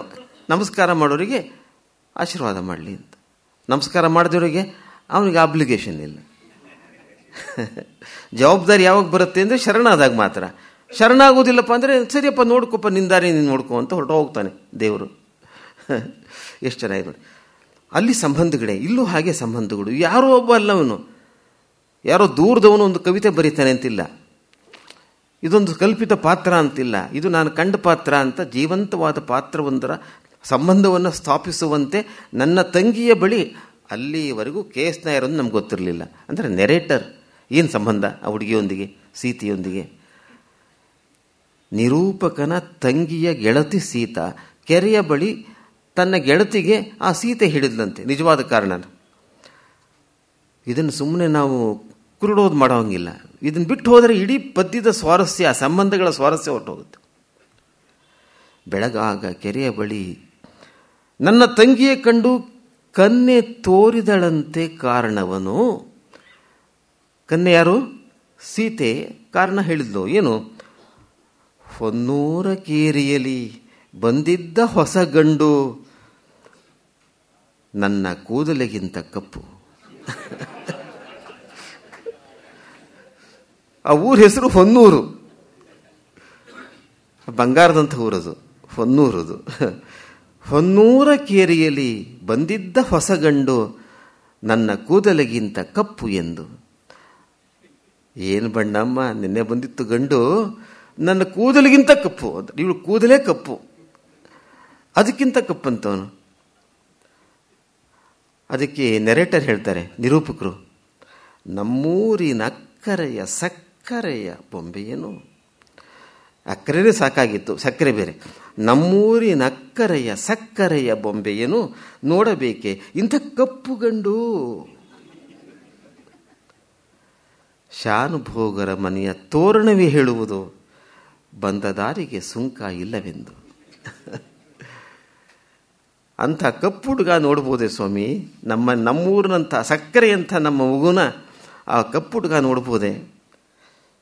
ಶಾನುಭೋಗರ ಮಗಳು ರಕ್ತದಂಥ ಹುಡುಗಿ ಗಂಡು ಸಿಕ್ಕುವುದೊಂದು ಕಷ್ಟವಲ್ಲ. ಸರಿಯಾಗಿ ಗಂಡು ಒದಗಿ ಹೆಣ್ಣು ಸುಖವಾಗಿರಲಿ. ಕಲ್ಯಾಣಂ ಅಸ್ತು, ಶುಭಂ ಅಸ್ತು, ಮಂಗಲಂ ಅಸ್ತು. ಇದೇ ಕಲ್ಯಾಣ ಕಾಳಜಿ. KS ನವರ ಕಲ್ಯಾಣ ಕಾಳಜಿ ಏನು ಅಂದರೆ, ಈ ಹುಡುಗಿ ಸುಖವಾಗಿರಲಿ, ಒಳ್ಳೆಯ ಗಂಡನ್ನ ಕೈ ಹಿಡಿದು ಸುಖವಾಗಿರಲಿ, ಆ ಗಂಡು ಸುಖವಾಗಿರಲಿ, ಒಳ್ಳೆಯ ಹುಡುಗಿ ಸಿಕ್ಕಲಿ ಅವನಿಗೆ. ಹಾರಾಟಗಳು ಇವೆ. ನವಿಲೂರಿನೊಳಗೆಲ್ಲ ನೀನೇ ಬಲು ಚೆಲುವೆ, ಅದಕ್ಕೆ ನಮ್ಮಿಬ್ಬರಿಗೆ ನಾಳೆ ಮದುವೆ ಅಂತ ಇನ್ನೊಬ್ಬ ಹುಡುಗ ಹೇಳ್ತಾನೆ. ಅವನೆಂತವನು ದಿಮಾಕ್ ನೋಡಿ ಅವನಿಗೆ. ನವಲೂರಿನಾಗೆಲ್ಲ ನೀನೇ ಭಾಳ ಬ್ಯೂಟಿಫುಲ್ ಹುಡುಗಿ, ಅದಕ್ಕೆ ನಾಳೆ ನಮ್ಮ ಮದುವೆ ಅಂತ. ಆ ಹುಡುಗ ಹುಡುಗಿ ಇನ್ನೂ ಚಿಕ್ಕವರಾದ್ರಿಂದ ಬಣ್ಣ ನೋಡ್ತಾ ಇದ್ದಾರೆ, ಸೌಂದರ್ಯ ನೋಡ್ತಾ ಇದ್ದಾರೆ, ಇಷ್ಟುದ್ದ ಜಡೆ ನೋಡ್ತಾ ಇದ್ದಾರೆ, ಎಂಥ ಕಣ್ಣು ನೋಡ್ತಾ ಇದ್ದಾರೆ, ಎಂಥ ಮನಸ್ಸು ಅಂತ ನೋಡೋಷ್ಟು ವಯಸ್ಸಲ್ಲ ಅದು. ಅದನ್ನು ನೋಡೋದಕ್ಕೆ ಪಕ್ವತೆ ದಾರಿಯಲ್ಲಿ KSನ ಇನ್ನೂ ದೂರ ಪ್ರಯಾಣ ಮಾಡ್ತಾರೆ. ಕೊನೆಯಲ್ಲಿ ಬರುತ್ತೆ ನಿಜವಾದ ಸೌಂದರ್ಯ ಯಾವುದು, ಯಾರು ನಿಜವಾಗಲೂ ಸುವರ್ಣ ಪುತ್ಥಳಿ ಅನ್ನೋದನ್ನು ಕೊನೆಯಲ್ಲಿ ಅವರು ಕಂಡುಕೊಳ್ತಾರೆ. ಎಷ್ಟು ಸುಂದರವಾದ ಪದ್ಯ ನೋಡಿ ಇದು. ಆ ಹುಡುಗಿ ಸುಖವಾಗಿರಲಿ, ಒಳ್ಳೆ ಗಂಡು ಸಿಕ್ಕಲಿ ಅಂತ ಆ ಹುಡುಗಿಯ ಸ್ನೇಹಿತೆಯ ಅಣ್ಣ ಹೇಳ್ತಾ ಇದ್ದಾರೆ.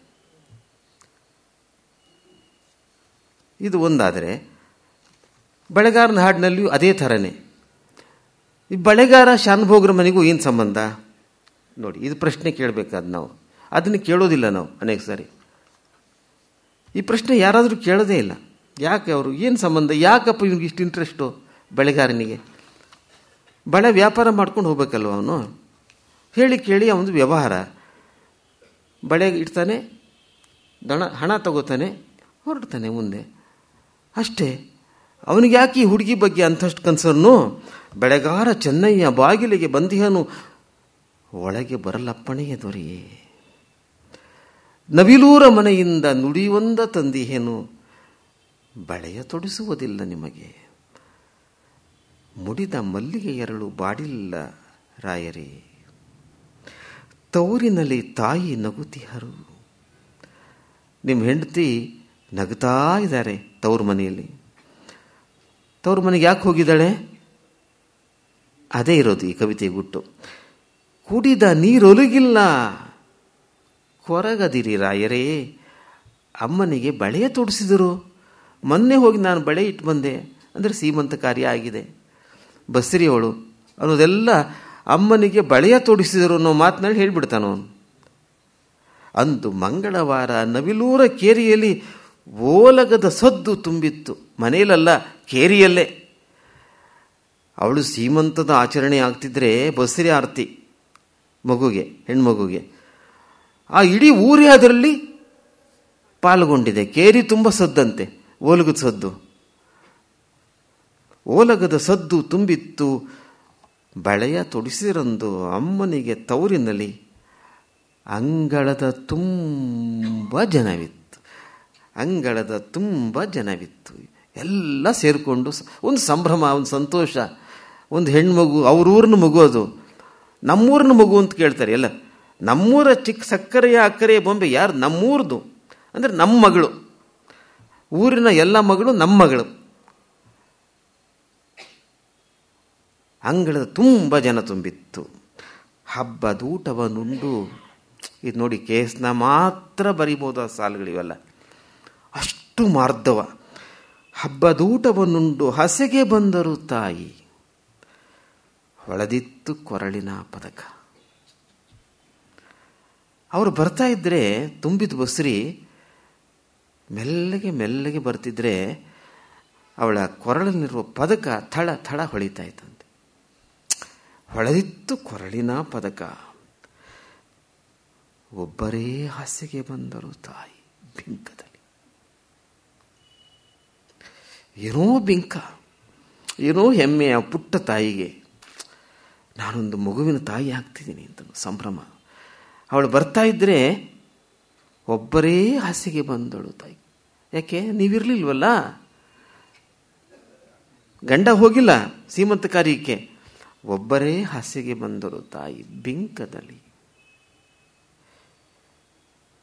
ಕಣ್ತುಂಬ ನೋಡಿದೆನು ನಾನು, ಕಣ್ತುಂಬ ನೋಡಿದೆ ಆ ಮಗುನ, ಕಣ್ತುಂಬ ನೋಡಿದ್ದೆನು. ಯಾವ ರೀತಿಯಲ್ಲೂ ಕೂಡ ಭಾಷೆಗೆ ವಿರುದ್ಧಾರ್ಥ ಹುಟ್ಟಬಾರದು. ಮುದುಕ ನೋಡಿದ್ಯಾರು? ನಾನು ಮುದುಕ. ಆ ಮುದುಕಾನಕ್ಕೊಂದು ಅದ್ಭುತವಾದ ಕ್ವಾಲಿಫಿಕೇಶನ್ ಇದೆ. ಯಾರನ್ನ ನೋಡಿದ್ರು ಯಾರು ತಪ್ಪು ತಿಳಿಯೋದಿಲ್ಲ. ಹುಡುಗರು ನೋಡಿದ್ರೆ ಕಷ್ಟ. ನೋಡ್ರಿ ಅವ್ನು ಹೆಂಗೆ ನೋಡ್ತಾನೆ ದುರ್ಗುಟ್ಕೊಂಡು. ನಾನು ನೋಡಿದ್ರೆ, ಅಂಕಲ್ ಹೇಗಿದ್ದೀರಾ, ಚೆನ್ನಾಗಿದೆಯಾ ಸೀರೆ? ಮುದುಕರು ನೋಡಿದರೆ ಅದು ನಿರ್ಮಲ, ಶುಭ್ರ, ಸಾತ್ವಿಕ, ಲೈಸೆನ್ಸ್ಡ್. ಯಾವುದಕ್ಕೂ ಪರಿಮಿತಿ ಉಂಟು ಮುದುಕರಿಗೆ. ನೋಡಿ, ಅದಕ್ಕೆ ಮುಪ್ಪು ಬಹಳ ಘನವಾದ ವಯಸ್ಸು. ಯಾರೂ ತಪ್ಪು ತಿಳ್ಕೊಳ್ಳಲ್ಲ. ನೋಡಿದ್ದೇನು ಅಂದಾಗ ಮುದುಕ ಅಂತ ಇದ್ದಕ್ಕಿದ್ದಾಗ ಅಬ್ಜೆಕ್ಟಿವ್ ಹಾಕ್ತಾರೆ. ಅದು ಹೇಳಬೇಕಾದಿರಲಿಲ್ಲ. ನೋಡಿದೆನು ನಾನು ಅಂದಿದ್ರೆ ಆಗಿತ್ತಲ್ಲ. ಇಲ್ಲ, ಕಣ್ತುಂಬ ನೋಡಿದೆನು ನಾನು, ಪ್ರಾಸದೃಷ್ಟಿನೂ ಕರೆಕ್ಟ್ ಆಗಿತ್ತು. ಆದರೆ ನರಸಿಂಹಸ್ವಾಮಿಗೆ ಮುದುಕ ಅಂತ ಹೇಳಬೇಕಾಗಿದೆ. ಕಣ್ತುಂಬ ನೋಡಿದೆನು ಮುದುಕ, ಸಿರಿಗೌರಿಯಂತೆ ಬಂದರು ತಾಯಿ ಹಾಸ್ಯ ಮನೆಗೆ, ಸೆರಗಿನಲ್ಲಿ ಕಣ್ಣೀರ ಒರೆಸಿ. ಜನಗಳಿಗೆ ಕಾಣಿಸ್ಬಾರ್ದು ತನ್ನ ಕಣ್ಣೀರು, ಅದಕ್ಕೆ ಒರೆಸ್ಕೊಂಡು ಬಂದ್ಲಂತೆ. ಇದು ಸಂಸ್ಕಾರ. ಸೆರಗಿನಲ್ಲಿ ಕಣ್ಣೀರ ಒರೆಸಿ ಸುಖದೊಳಗೆ ನಿಮ್ಮ ನೆನೆದಳು ತಾಯಿ ಗುಣವಂತೆ. ಈ ಸಾಲು ಬರೆಯೋಕ್ಕೆ ಸಾಧ್ಯವಾದ ದಿನ ನಾನು ನಿಜವಾದ ಕವಿ. ಇನ್ನು ಬರೆಯೋಕ್ಕಾಗಿಲ್ಲ ಇಂಥ ಸಾಲನ್ನು. ದೀಪದಲ್ಲಿ ಬಿಡುಗಣ್ಣ ನಿಲ್ಲಿಸಿ, ಬಿಚ್ಚಿದ ಕಣ್ಣನ್ನು ದೀಪದಲ್ಲಿ ಇಟ್ಟು ನೋಡ್ತಾ ಇದ್ಲು ಅಂತ. ದೀಪದಡಿ ದೀಪವನ್ನೇ ನೋಡ್ತಾ ಇದ್ಲು ಅಂತ. ಯಾಕೆ ದೀಪವನ್ನೇ ನೋಡ್ತಿದ್ಲು? ಇದಕ್ಕೆ ಅರ್ಥ ಇಲ್ಲ. ಇದೊಂದು ಭಾವಸ್ಥಿತಿ ಅಷ್ಟೆ. ಅವಳ ಮನಸ್ಥಿತಿಯನ್ನು ತೋರಿಸೋಕ್ಕೋಸ್ಕರ ದೀಪದಲ್ಲಿ ಕಣ್ಣ ನಿಲ್ಲಿಸಿ ಅಲ್ಲ, ಬಿಡುಗಣ್ಣ ನಿಲ್ಲಿಸಿ. ತೆರೆದ ಕಣ್ಣನ್ನು ದೀಪದ ಮೇಲೇ ಇಟ್ಟು ನೋಡ್ತೀವಿ. ಜನ ನೋಡ್ತಾ ಇಲ್ಲ, ದೀಪ ನೋಡ್ತಾ ಇದ್ಲಂತೆ. ಇದು ಅರ್ಥಕ್ಕೆ ಸಿಕ್ಕದಂಥ ಒಂದು ಭಾವಲೋಕ, ಅರ್ಥದಲ್ಲಿ ಕಟ್ಟಿ ಹಾಕಲಾರದಂಥ ಒಂದು ಅರ್ಥಲೋಕ. ಅದು ನಿಜವಾದ ಕವಿ ಕೆಲಸ. ಕೆಲವು ಸರಿ ತರ್ಕವನ್ನು ಮೀರಿ ಬರುತ್ತೆ ಆ ಸಾಲುಗಳು. ತರ್ಕದಲ್ಲಿ ಬರೋಲ್ಲ ಇದು. ದೀಪವನ್ನು ನೋಡ್ತಾ ಇದ್ಲು ಬಿಚ್ಚಿದ ಕಂಡಲ್ಲಿ ಅಂತ ಪದ್ಯದಲ್ಲಿ ಬೇಕಾಗಿರಲಿಲ್ಲ. ಆದರೆ ಅದನ್ನು ಬರೀತಾರೆ. ಯಾಕಂದರೆ ಹಾಗೆ ಬರೆಯೋದ್ರ ಮೂಲಕನೇ ಅದ್ಭುತವಾದ ಪ್ರಭಾವವನ್ನು ಕೇಸ್ನ ಸಾಧಿಸ್ತಾರೆ. ಬೇಕಾದ ಹಣ್ಣಿಹುದು ಹೂವಿಹುದು ತವರಿನಲ್ಲಿ, ಹೊಸ ಸೀರೆ ರತ್ನದಾಭರಣ. ಇದೆಲ್ಲ ಇದ್ರೂ ತಾಯಿ ಕೊರಗುವರಲ್ಲಿ, ನೀವಿಲ್ಲದ ಊರಿನಲ್ಲಿ, ನೀವಿಲ್ಲದ ಊರಿನಲ್ಲಿ. ಆಮೇಲೆ ಈ ಲೈನ್ ನೋಡಿ ಹೆಂಗಿದೆ, ಆ ಇಡಿಯಂ ಕನ್ನಡದ ನುಡಿಗಟ್ಟು. ನಿಮಗಿಲ್ಲ ಒಂದು ಹನಿ ಕರುಣ, ನಿಮಗಿಲ್ಲ ಸ್ವಲ್ಪನಾದರೂ ಕರುಣೆ ಅನ್ಬೇಕಾಗಿತ್ತಲ್ಲ. ನಿಮಗಿಲ್ಲ ಒಂದು ಹನಿ ಕರುಣ. ಕರುಣಕ್ಕೆ ಹನಿ ಅನ್ನೋದು ಇದಕ್ಕಿದ್ದ ಹಾಗೆ ಅದಕ್ಕೆ ದ್ರವ್ಯ ರೂಪ ಬಂದ್ಬಿಡುತ್ತೆ. ದ್ರವ ಅಂದರೆ ಕಣ್ಣೀರದು. ಒಂದು ಕಣ್ಣ ಹನಿಯಷ್ಟು ಕರುಣೆ ನಿಮಗಿಲ್ವಲ್ಲ ಅಂತ ಆಗಿಬಿಡುತ್ತೆ. ಒಂದು ಹನಿ ಕರುಣ. ಇಷ್ಟೆಲ್ಲ ಅರ್ಥ ಅದರಲ್ಲಿ, ಇಷ್ಟೆಲ್ಲ ಅರ್ಥ ಸರಳವಾಗಿ ಬರೀತಿದ್ದಾರೆ.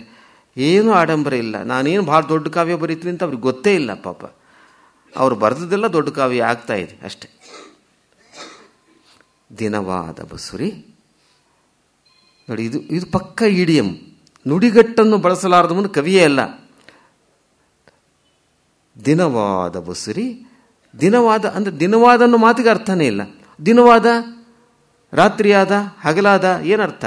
ಆದರೆ ದಿನವಾದ ಅಂದರೆ ದಿನ ತುಂಬಿದ, ತುಂಬು ಬಸುರಿನಕ್ಕೆ ದಿನವಾದ ಬಸುರಿ. ಉಸ್ಸೆಂದು ನಿಟ್ಟುಸಿರು ಬಿಟ್ಟು ಆ ಉಸ್ಸೆಂದು, ಆ ಉಸ್ಸೆಂದು ಅನ್ನೋದು ನಮಗೆ ಅದು ಅಭಿನಯ, ಅದು ಭಾವದ ಅಭಿನಯ, ಭಾವಾಭಿನಯ ಅಂತಾರಲ್ಲ, ಎನೆಕ್ಟ್ ಮಾಡ್ತದೆ ಅದು ಶಬ್ದನೇ. ದಿನವಾದ ಬಸುರಿ ಉಸ್ಸೆಂದು ನಿಟ್ಟುಸಿರಿಟ್ಟು ಕುದಿಯಬಾರದು ನನ್ನ ದೊರೆಯೇ, ಹಿಂಡಬಾರದು ದುಂಡು ಮಲ್ಲಿಗೆಯ ದಂಡೆಯನು, ಒಣಗಬಾರದು ಒಡಲ ಚಿಲುಮೆ. ಮುಳಿಸು ಮಾವನ ಮೇಲೆ, ಇದು ವ್ಯವಹಾರ. ನಿಮ್ಮ ಕೋಪ ಯಾರ ಮೇಲೆ ಸ್ವಾಮಿ? ಶಾನುಭೋಗರ ಮೇಲೆ. ಮುಳಿಸು ಮಾವನ ಮೇಲೆ ಮಗಳೇನ ಮಾಡಿದಳು? ಮುಳಿಸು ಮಾವನ ಮೇಲೆ ಮಗಳೇನ ಮಾಡಿದಳು? ನಿಮಗೇತಕಿ ಕಲ್ಲು ಮನಸ್ಸು, ಹೋಗಿ ಬಂದಿರಿ ಒಮ್ಮೆ ಕೈ ಮುಗಿದು ಬೇಡುವೆನು, ಅಮ್ಮನಿಗೆ ನಿಮ್ಮದೇ ಕನಸು. ಹೋಗಿ ಬಂದಿರಿ ಒಮ್ಮೆ ಕೈ ಮುಗಿದು ಬೇಡುವೆನು ಅಂದರೆ ಬಳೆಗಾರನಿಗೆ ಶಾನುಭೋಗರ ಮಗಳ ಬಗ್ಗೆ ಇರುವಂಥ ವಾತ್ಸಲ್ಯ ಇದು. ಅವಳು ನನ್ನ ಮಗಳೇ. ಆ ಮಗು ಪುಟ್ಟ ಮಗು ಇದಾಗಲಿಂದ ಬಳೆ ತೊಡಿಸ್ತಿದ್ದಂತ ಕಾಣುತ್ತದೆ. ಮತ್ತು ಬಳೆಗಾರ ಯಾರ ಮನೆಗೆ ಬೇಕಾದರೂ ಆರಾಮಾಗಿ ಹೋಗ್ಬೋದು, ಎಲ್ಲರೂ ಅವನ ಗೌರವ ತೋರಿಸ್ತಾರೆ. ಕೂತ್ಕೋತಾನೆ ಹೋಗಿ ಮಲ್ಲಾರ ಇಟ್ಕೊಂಡು, ಮಲ್ಲಾರ ಅದು ಇಟ್ಕೊಂಡು ಕೂತ್ಕೋತಾನೆ. ಅವನು ಆ್ಯಕ್ಚುಲಿ ಅವನು ಮೇಘದೂತದ ಅಪರಾವತಾರನೇ. ಕಾಳಿದಾಸನ ಮೇಘದೂತ ಬರುತ್ತಲ್ಲ, ಅದು ಬಣ್ಣ ಬಣ್ಣದ ಮೋಡ ಯಕ್ಷನ ಸಂದೇಶವನ್ನು ಅವನ ಹೆಂಡತಿಗೆ ತೆಗೆದುಕೊಂಡು ಹೋಗ್ತಾ ಇದೆ ಅಲಕಾನಗರಿಗೆ, ಹಿಮಾಲಯದ ತಪ್ಪಲಲ್ಲಿರುವ ಅಲಕಾನಗರಿಗೆ. ಬಳೆಗಾರ ಸೀತೆಯ ಪ್ರೇಮ ಸಂದೇಶವನ್ನು, ಮೌನ ಸಂದೇಶವನ್ನು ಗಂಡನವರಿಗೆ ತಗೊಂಡ್ಬರ್ತಾ ಇದ್ದಾನೆ. ಅವನು ಆಧುನಿಕ ಮೇಘನೇ. ಕಾಳಿದಾಸನ ಮೇಘ ಕೆ ಎಸ್ ನಾವರ ಕಾವ್ಯಕಲ್ಪನೆಯಲ್ಲಿ ಹೊಸ ಆಕಾರವನ್ನು ಪಡ್ಕೊಂಡು ಇಡೀ ಮೇಘದೂತ ಕಾವ್ಯದ ಸಾರ ಸರ್ವಸ್ವವನ್ನು ಆಮದು ಮಾಡಿಕೊಂಡಿದೆ ತನ್ನ ತೆಕ್ಕೆಗೆ. ಅದು ವಿಶೇಷ. ಇಲ್ಲಿ ಮತ್ತದೇ ಬಳೆಗಾರನ ಕನ್ಸರ್ನ್, ಯಾರದ್ದೋ ಹುಡುಗಿಯ ಗೆಳತಿಯ ಅಣ್ಣನ ಕನ್ಸರ್ನ್. ಬೇರೆ ಬೇರೆ ಪಾತ್ರಗಳು ಕುಟುಂಬ ಕಲ್ಯಾಣಕ್ಕೆ ಯಾವ ರೀತಿ ತವಕಿಸ್ತಾ ಇವೆ ಅಂತ. ಇಡೀ ಕೇಸ್ನ ಕಾವ್ಯದಲ್ಲಿ ಹೀಗೆ ಸುತ್ತಮುತ್ತಲ ಜನ ಎಲ್ಲರೂ ಕೂಡ ಒಂದು ಕುಟುಂಬದ ಕಡೆ ಪ್ರೀತಿಯಿಂದ ನೋಡ್ತಾರೆ. ಆ ಕುಟುಂಬ ಉಳಿಬೇಕು, ಪ್ರೀತಿಯಿಂದ ಉಳಿಬೇಕು ಅಂತ ಬಯಸ್ತಾರೆ. ಇದಕ್ಕೆ ಕುಟುಂಬ ಕಲ್ಯಾಣ ಕಾಳಜಿ ಅಂತ ಹೇಳಿದ್ದು ನಾನು. ಇದು ಕೇಸ್ನ ಕಾವ್ಯದ ಬಹಳ ಮುಖ್ಯ ಲಕ್ಷಣ. ಇದು ಮನೆ ಉಳಿದ್ರೆ ಮಾರು ಉಳಿಯುತ್ತೆ, ಮನೆ ಗೆಲ್ಲು ಮಾರು ಗೆಲ್ಲು ಅಂತಾನೆ.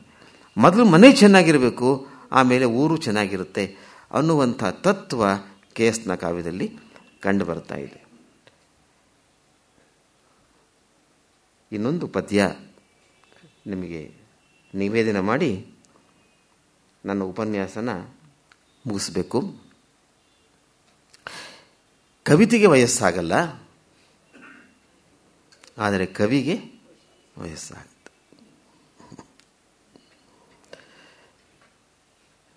ಕೇಸ್ನಾಗ ವಯಸ್ಸಾಯಿತು,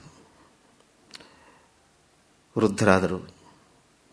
ಗಂಡ ಹೆಂಡತಿ ಇಬ್ಬರೇ ಮನೆಯಲ್ಲಿದ್ದಾರೆ. ಮಕ್ಕಳೆಲ್ಲ ಬೇರೆ ಬೇರೆ ಕೆಲಸಗಳಲ್ಲಿ ಬೇರೆ ಬೇರೆ ಊರಲ್ಲಿ ಇರ್ತಾರೆ. ಹೆಣ್ಮಕ್ಳು ಮದುವೆಯಾಗಿ ಗಂಡನ ಮನೆ ಸೇರ್ತಾರೆ. ಪ್ರತಿಯೊಂದು ಮನೆಯಲ್ಲೂ ಇದು ನಾವು ನೋಡುತ್ತೀವಿ.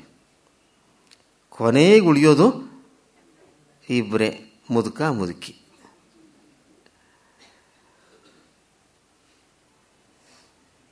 ಮಗಳೆಯಲ್ಲಿ ಗಂಡನ ಮನೆಯಲ್ಲಿದ್ದಾಳೆ, ಅಮೇರಿಕದಲ್ಲಿದ್ದಾಳೆ. ಮಗ ಎಲ್ಲಿ? ಇಂಗ್ಲೆಂಡಲ್ಲಿದ್ದಾನೆ, ಸೊಸೆ ಜೊತೆಯಲ್ಲಿ. ಮೊಮ್ಮಕ್ಕಳು ಅವರೊಟ್ಟಿಗೆ ಇದ್ದಾರೆ ಅಥವಾ ಹಾಸ್ಟೆಲಲ್ಲಿದ್ದಾರೆ. ಎಲ್ಲ ಆಧುನಿಕ ಜೀವನ. ನಾನು ಮತ್ತು ನನ್ನ ಹೆಂಡತಿ ಅಷ್ಟೇ. ಅವಳು ಏನೋ ಮಾಡ್ತಾಳೆ, ನಾನೇನೋ ಊಟ ಮಾಡ್ತೀನಿ. ವರ್ಷ ತುಂಬುತ್ತಾ ಇದೆ. 50 ಆಯಿತು, 55 ಆಯಿತು, 60 ಆಯಿತು. ಒಂದಿನ ಹುಟ್ಟಿದಬ್ಬ ಬಂತು ಗಂಡಂದು. ಅದೇ ಪದ್ಯ ಇದು ನೋಡಿ. ಚಿಕ್ಕ ವಯಸ್ಸಿನಲ್ಲಿ ಹುಟ್ಟಿದಬ್ಬ ಅಂದರೆ ಅದೇನು ಸಂಭ್ರಮ, ಮಗುವಿಗೆ ಹುಟ್ಟಿದಬ್ಬ ಅಲ್ವೇ? ವಯಸ್ಸಾದರೂ ಹುಟ್ಟಿದಬ್ಬ ಹೇಗಿರುತ್ತೆ ನೋಡೋಣ. ಆದರೆ ನೋಡಿಬಿಟ್ಟು ಮುಗಿಸ್ತೀನಿ, ಆಯಿತಾ? ನನಗೆ 8 ಗಂಟೆವರೆಗೂ ಸಮಯ ಕೊಟ್ಟಿದ್ದಾರೆ. ಅದರಿಂದ ಮತ್ತೆ ಗಡಿಯಾರ ನೋಡಬೇಡಿ ಯಾರು, ದಯವಿಟ್ಟು. ನೋಡಿದರೆ ನನಗೆ ಶುರುವಾಗುತ್ತೆ ತಳಮಳ, ಏನೋ ಆಯ್ತು ತಾಪತ್ರೆ ಆಗ್ತಾಯಿದೆ ಅಂತ. 374 ನೋಡಿ, ಇಲ್ಲಿಂದ ಮೊದಲಿಂದ ಈಗ ಕೊನೆಗೆ ಬರ್ತಾಯಿದೆ. 374 ವಯಸ್ಸಾದ ಕೇಸ್ನ, ವಯಸ್ಸಾದ ಪ್ರೇಮ ಕವಿ. ಏನಾಗ್ತಾ ಇದೆ? ಹುಟ್ಟುಹಬ್ಬ ಬಂತು ಅವ್ರದ್ದು, ಆಚರಣೆ ಆಗಲೇಬೇಕಲ್ಲ. ಹೆಂಡತಿಗೆ ಕಾಳಜಿ, ಗಂಡನ ಮೇಲೆ ವಿಪರೀತ ಕಾಳಜಿ, ಪ್ರೀತಿ. ಹುಟ್ಟುಹಬ್ಬ ಏನಾರ ಮಾಡಲೇಬೇಕು ಅಂಥೇಳಿ ಯಾವ ಥರ ಅವ್ರ ಮನೇಲಿ ಹುಟ್ಟುಹಬ್ಬ ಆಯಿತು ಅಂತ. ನಿಮ್ಮ ಮನೆಯಲ್ಲಿ ಈಗ ನಾವಿಲ್ಲಿ ಹೆಚ್ಚು ಕಡಿಮೆ ಎಲ್ಲರೂ ನನ್ನ ವಯಸ್ಸಿನವರೇ, ನನಗಿಂತ ಹಿರಿಯರೇ ಇದ್ದಾರೆ, ಎಲ್ಲರಿಗೂ ಇದೇ ಅನುಭವ. ಇವನ ಹುಟ್ಟಿದ ಹಬ್ಬ. ಒಂದು ಪುಸ್ತಕ ಓದಿ ಇನ್ನೊಂದನ್ನು ಮುಟ್ಟುವುದರಲ್ಲಿ ಹೆಂಡತಿ ಬಂದ್ಲು. ಹಾಗೆ ಶುರುವಾಗುತ್ತೆ ಪದ್ಯ. ಅದು ಮೊದಲಿನ ಅತ್ಯಂತ ಮಧುರವಾದ ಮಾತುಗಾರಿಕೆ ಇಲ್ಲ ಇಲ್ಲಿ. ರಾಯರು ಬಂದರು ಮಾವನ ಮನೆಗೆ, ರಾತ್ರಿಯಾಗಿತ್ತು. ಹುಣ್ಣಿಮೆ ಹರಸಿದ ಬಾನಿನ ನಡುವೆ ಚಂದಿರ ಬಂದಿತ್ತು, ತುಂಬಿದ ಚಂದಿರ ಬಂದಿತ್ತು. ಅದೇ ಬೇರೆ. ಒಂದು ಪುಸ್ತಕವನ್ನು ಓದಿ ಇನ್ನೊಂದನ್ನು ಮುಟ್ಟುವುದರೊಳಗೆ ಹೆಂಡತಿಯೇ ಬಂದು, ಈ ದಿವಸ ನಿಮ್ಮ ಹುಟ್ಟಿದ ಹಬ್ಬ ಎಂದಾಗ ಇವನಿಗೇ ಅನುಮಾನ. ಏನು ಇವತ್ತು ನಾನು ಹುಟ್ಟಿದ ಹಬ್ಬನೇ? ಅವನಿಗೆ ಅಜ್ಜಿ ಬಂದು ಹೇಳಿದರು, ಇವತ್ತು ನಿಮ್ಮ ಹುಟ್ಟಿದ ಹಬ್ಬ ರೀ. ಇವನಿಗೆ ಅನುಮಾನ. ಸರಿ, ಅನುಮಾನ ಬಗೆಹರಿಸ್ಕೋಬೇಕಲ್ಲ. ಪಂಚಾಂಗವನ್ನು ತರಿಸಿದ, ತನ್ನ ಹೆಂಡತಿಯ ಕನ್ನಡಕವನ್ನು ಧರಿಸಿದ, ನೋಡಿದ. ನೀನು ಅಂದದ್ದು ನಿಜ ಅಂತಾರೆ ಕೇಸ್ನ ಯಾವಾಗಲೂ. ಅಂತ ಅದು ಅವ್ರದ್ದೇ ವಿಶಿಷ್ಟವಾದ ಧ್ವನಿ. ಅದು ಹಾಗೇ ಮಾತಾಡಬೇಕು. ನಾನು ಮಾತಾಡಿದ್ದು ಒಂದು ದಿವಸ ಅವ್ರ ಬಗ್ಗೆ, ಹೇಗಿತ್ತು ಸರ್? ಆಮೇಲೆ ಎಲ್ಲ ಹೋದ್ಮೇಲೆ ಜನ ಹಾಗೇ ಮಾತಾಡಬೇಕು. ಪಂಚಾಂಗವನ್ನು ತರಿಸಿದ, ತನ್ನ ಹೆಂಡತಿಯ ಕನ್ನಡಕವನ್ನು ಧರಿಸಿದ,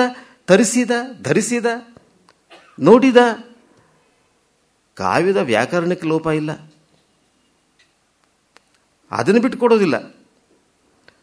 ಸುಬ್ಬಲಕ್ಷ್ಮಿ ಮುದುಕಿ ಆದರೆ ಗಂಟ್ಲೇನಿದೆ, ಅದೇನೆ ಮಗುವು ನಾನು ಹೇ, ನನ್ನ ಬಾಣಕ್ಕೆ ಮಗುವುತನ ಬೇರಿಲ್ಲ ಅಂತ ಹೇಳ್ತಾನಲ್ಲ, ಹಾಗೆ ನಾನು ಮಗು ಇರ್ಬೋದಪ್ಪ, ನನ್ನ ಬಾಣ ಮಗು ಅಲ್ಲ ಅಂತ. ಹಾಗೆ ನಾನು ವೃದ್ಧನಾಗಿರ್ಬೋದಪ್ಪ, ಅದು ನನ್ನ ಕವಿತೆ ವೃದ್ಧವಲ್ಲ, ಅದು ಚಿಲುವೆಯೇ. ಒಣಮರದಲ್ಲಿ ಹೊಮ್ಮುವ ಚಿಗುರು ಎಳೆಯ ಚಿಗುರು. ಮರ ಹಳೇದಿರ್ಬೋದಪ್ಪ, ಚಿಗುರು ಹೊಸ್ತು. ಹೊಳೆ ಹಳೇದಿರ್ಬೋದಪ್ಪ, ಅಲೆ ಹೊಸ್ತು. ಆಕಾಶ ಹಳೇದಿರ್ಬೋದು, ಅದನ್ನು ಮೋಡ ಹೊಸ್ತು. ಹಳೆಯದರಲ್ಲಿ ಯಾವಾಗಲೂ ಹೊಸ್ತೊಂದು ಮತ್ತೆ ಮತ್ತೆ ಉದ್ಭವಿಸುತ್ತೆ. ಯುಗಾದಿ ಕಳೆದರೂ ಯುಗಾದಿ ಮತ್ತೆ ಮರಳಿ ಬರುತ್ತಿದೆ. ಹೊಸ ಹರುಷವ ಹೊಸತು ತರುತ್ತಿದೆ. ಎಷ್ಟು ಚೆನ್ನಾಗಿದೆ ನೋಡಿ ಬೇಂದ್ರೆದು. ವರ್ಷ ಹಳೇದಾಗ್ಬೋದು, ವರ್ಷ ಹಳೇದಲ್ವಾ? ಹೊಸ ವರ್ಷ ಬಂದಿದೆಯಲ್ಲ, ಹೊಸ ವರ್ಷ ಅನ್ನೋ ಮಾತೇನೆ ವಿಚಿತ್ರ. ನೀನು ಅಂದದ್ದು ನಿಜ ಎಂದು ನಿಟ್ಟುಸಿರೆಳೆದು ನೋಡಿ. ಹುಟ್ಟದಬ್ಬ ಅಂತ ಗೊತ್ತಾದಾಗ ನಿಟ್ಟುಸಿರು ಯಾಕೆ? ನೋಡಿ, ಇದು ಜೀವನ ಹೇಗೆ ಹಣ್ಣು ಮಾಡಿದೆ ಅಂತ ವ್ಯಕ್ತಿನ. ಕುಣಿತ ಇಲ್ಲ, ಸಂಭ್ರಮ ಇಲ್ಲ, ನಗೆ ಇಲ್ಲ, ಒಂದು ನಿಟ್ಟುಸಿರು. ಇನ್ನೊಂದು ವರ್ಷ ಆಯಿತು, ಮತ್ತೆ ಹುಟ್ಟದಬ್ಬ ಬಂತು. ಅಭಿನಂದನೆಗಳನ್ನು ಸ್ವೀಕರಿಸಿದಂತೆ. ಆ ಹೆಂಡತಿ ಅಭಿನಂದನೆ ಹೇಳ್ತಾರೆ, ಹ್ಯಾಪಿ ಬರ್ಡೇ ಅಂದ್ರಂತವ್ರು. ಥ್ಯಾಂಕ್ ಯು ಅಂತ ಗಂಡ ಉತ್ತರಿಸಿದರು. ಅದೆಲ್ಲ ಲೌಕಿಕ ವ್ಯವಹಾರ, ಅದು ನಡೀಲೇಬೇಕು. ಈ ಮಾತುಗಳನ್ನು ಬಿಡೋಕ್ಕಾಗತ್ತೆಯೇ? ನಿತ್ಯ ವ್ಯವಹಾರದ ದೈನಿಕದ ಮಾತುಗಳನ್ನು ಬಿಡೋಕ್ಕಾಗಲ್ಲ. ನಮ್ಮ ಬದುಕಿರೋದೇ ದೈನಿಕದ ಮೇಲೆ, ಇಲ್ಲದ್ರೆ ನೆಗದು ಬಿದ್ದು ಹೋಗ್ತಿದ್ವಿ ನಾವೆಲ್ಲ. ಆ ದೈನಿಕ ಬೇಕೇ ಬೇಕಲ್ಲ. ಸರಿ, ಏನು ಮಾಡ್ತಾನೆ? ಹಬ್ಬಕ್ಕೆಲ್ಲ ಸಿದ್ಧತೆ ಮಾಡ್ಕೋತಾನೆ.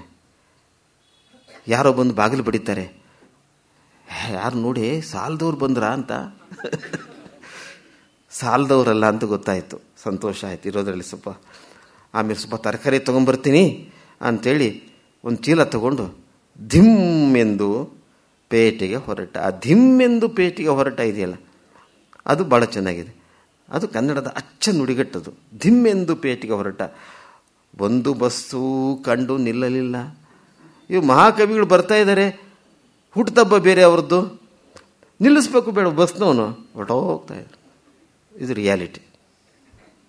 ಕನ್ನಡ ಸಂಸ್ಕೃತಿ ಇವರನ್ನು ಆರಾಧನೆ ಮಾಡ್ತಿರ್ಬೋದು ಮಹಾಕವಿ ಅಂತ.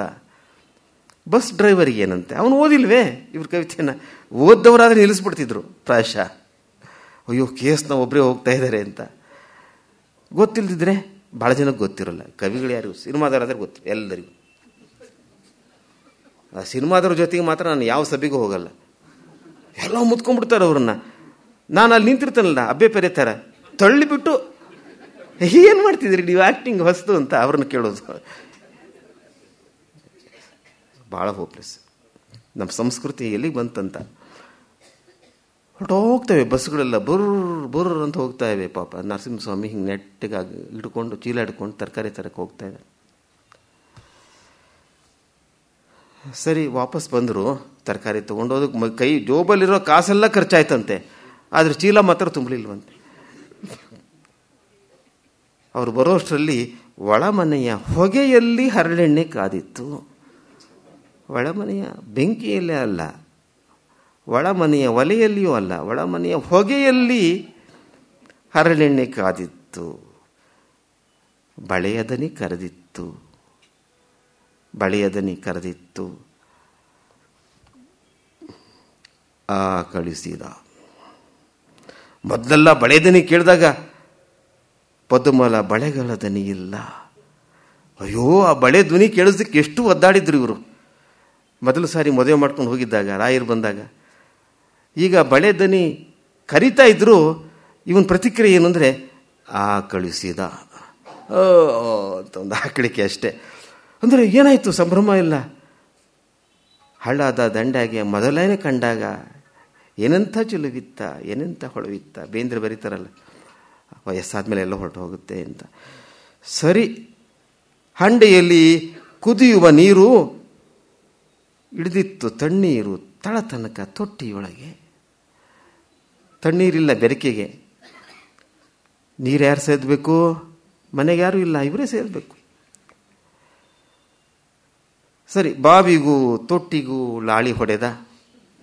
ಬಾವಿಗೆ ಹೋಗೋದು, ನೀರು ತಗೊಳ್ಳೋದು, ಕೊಡ ತರೋದು, ನೀರು ಸುರಿಯೋದು. ಅವನ ಸ್ನಾನಕ್ಕೆ ಅವನದೇ ನೀರು. ಗೊಮ್ಮಟೇಶ್ವರ ತಾನೇ ನೀರು ತಂದು ಅಭ್ಯಂಜನ ಮಾಡ್ಕೊಂಡಾಗೆ. ಮಹಾಮಸ್ತಕಾಭಿಷೇಕ. ಹೆಸರು ಮಾತ್ರ ಜೋರು, ಮಹಾಮಸ್ತಕಾಭಿಷೇಕ. ಯಾರು ಸುರಿದವ್ರು ನೀರು ಅಂದರೆ ಗೊಮ್ಮಟ ತಾನೇ ಹಿಡಿತಾನೆ, ಕೆಳಗೆ ಬರ್ತಾನೆ, ಬೆಳಗೊಳದೆ ನೀರು ತಗೊಳ್ತಾನೆ, ಮೇಲೆ ಹೋಗ್ತಾನೆ, ಹೊಂಡ ತುಂಬ್ತಾನೆ, ಅದನ್ನು ತಲೆ ಮೇಲೆ ಹಾಕೋದು. ಇದು ಎಂಥ ಅಭ್ಯಂಜನ ಇದು! ತೊಟ್ಟಿ ತುಂಬಿತು ಬನ್ನಿ ಹೊತ್ತಾಯಿತು ಎಂದವಳ ಮುಖವನ್ನೇ ನೋಡುತ್ತಾ ಒಳಗೆ ಹೋದ. ತುಂಬಿದ್ದ ನೀರು ತೋಟದ ತನಕ ಹರಿದಿರಲು. ಈ ಲೈನ್ ನೋಡಿ ಹೇಗಿದೆ, ಎಷ್ಟು ಬ್ಯೂಟಿಫುಲ್ ಆಗಿದೆ. ಮೈ ತುಂಬ ಹೊಗೆಯುಟ್ಟು ಹೊರಗೆ ಬಂದ. ಮೈ ತುಂಬ ಹೊಗೆ ಉಟ್ಟು ಹೊರಗೆ ಬಂದ. ಇವನಿಗೂ ಮಕ್ಕಳಿದ್ದಾರೆ. ಏನಪ್ಪ ಇವ್ರ ಮನೆಗೆ ಯಾರು ಇಲ್ವೇ ಅಂತ ನೀವು ಅನ್ಬೇಡಿ, ಓದುಗರಿಗೆ ಹೇಳ್ತಾರೆ. ಇವನಿಗೂ ಮಕ್ಕಳಿದ್ದಾರೆ, ಮೊಮ್ಮಕ್ಕಳಿವೆ. ಬೆಳಗಿನಿಂದ ಇವನಿಗೆ ಅವರದೇ ಚಿಂತೆ. ಅವರೆಣಿಕೆ ಹೇಗೋ, ಅವರೀಗ ಬಹುದೂರ ಬರುವುದೇ ಬೇಡ. ಕಂಬೆಯುದ್ದಕ್ಕೂ ರೈಲಿಗೆ ತೊಂದರೆ.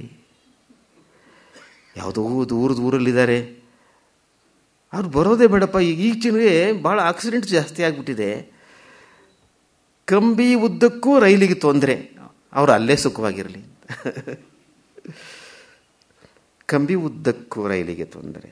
ಬಂಧುಗಳು, ನೆಂಟರು ಇಷ್ಟರು ಇಲ್ಲೇ ಇದ್ದಾರೆ.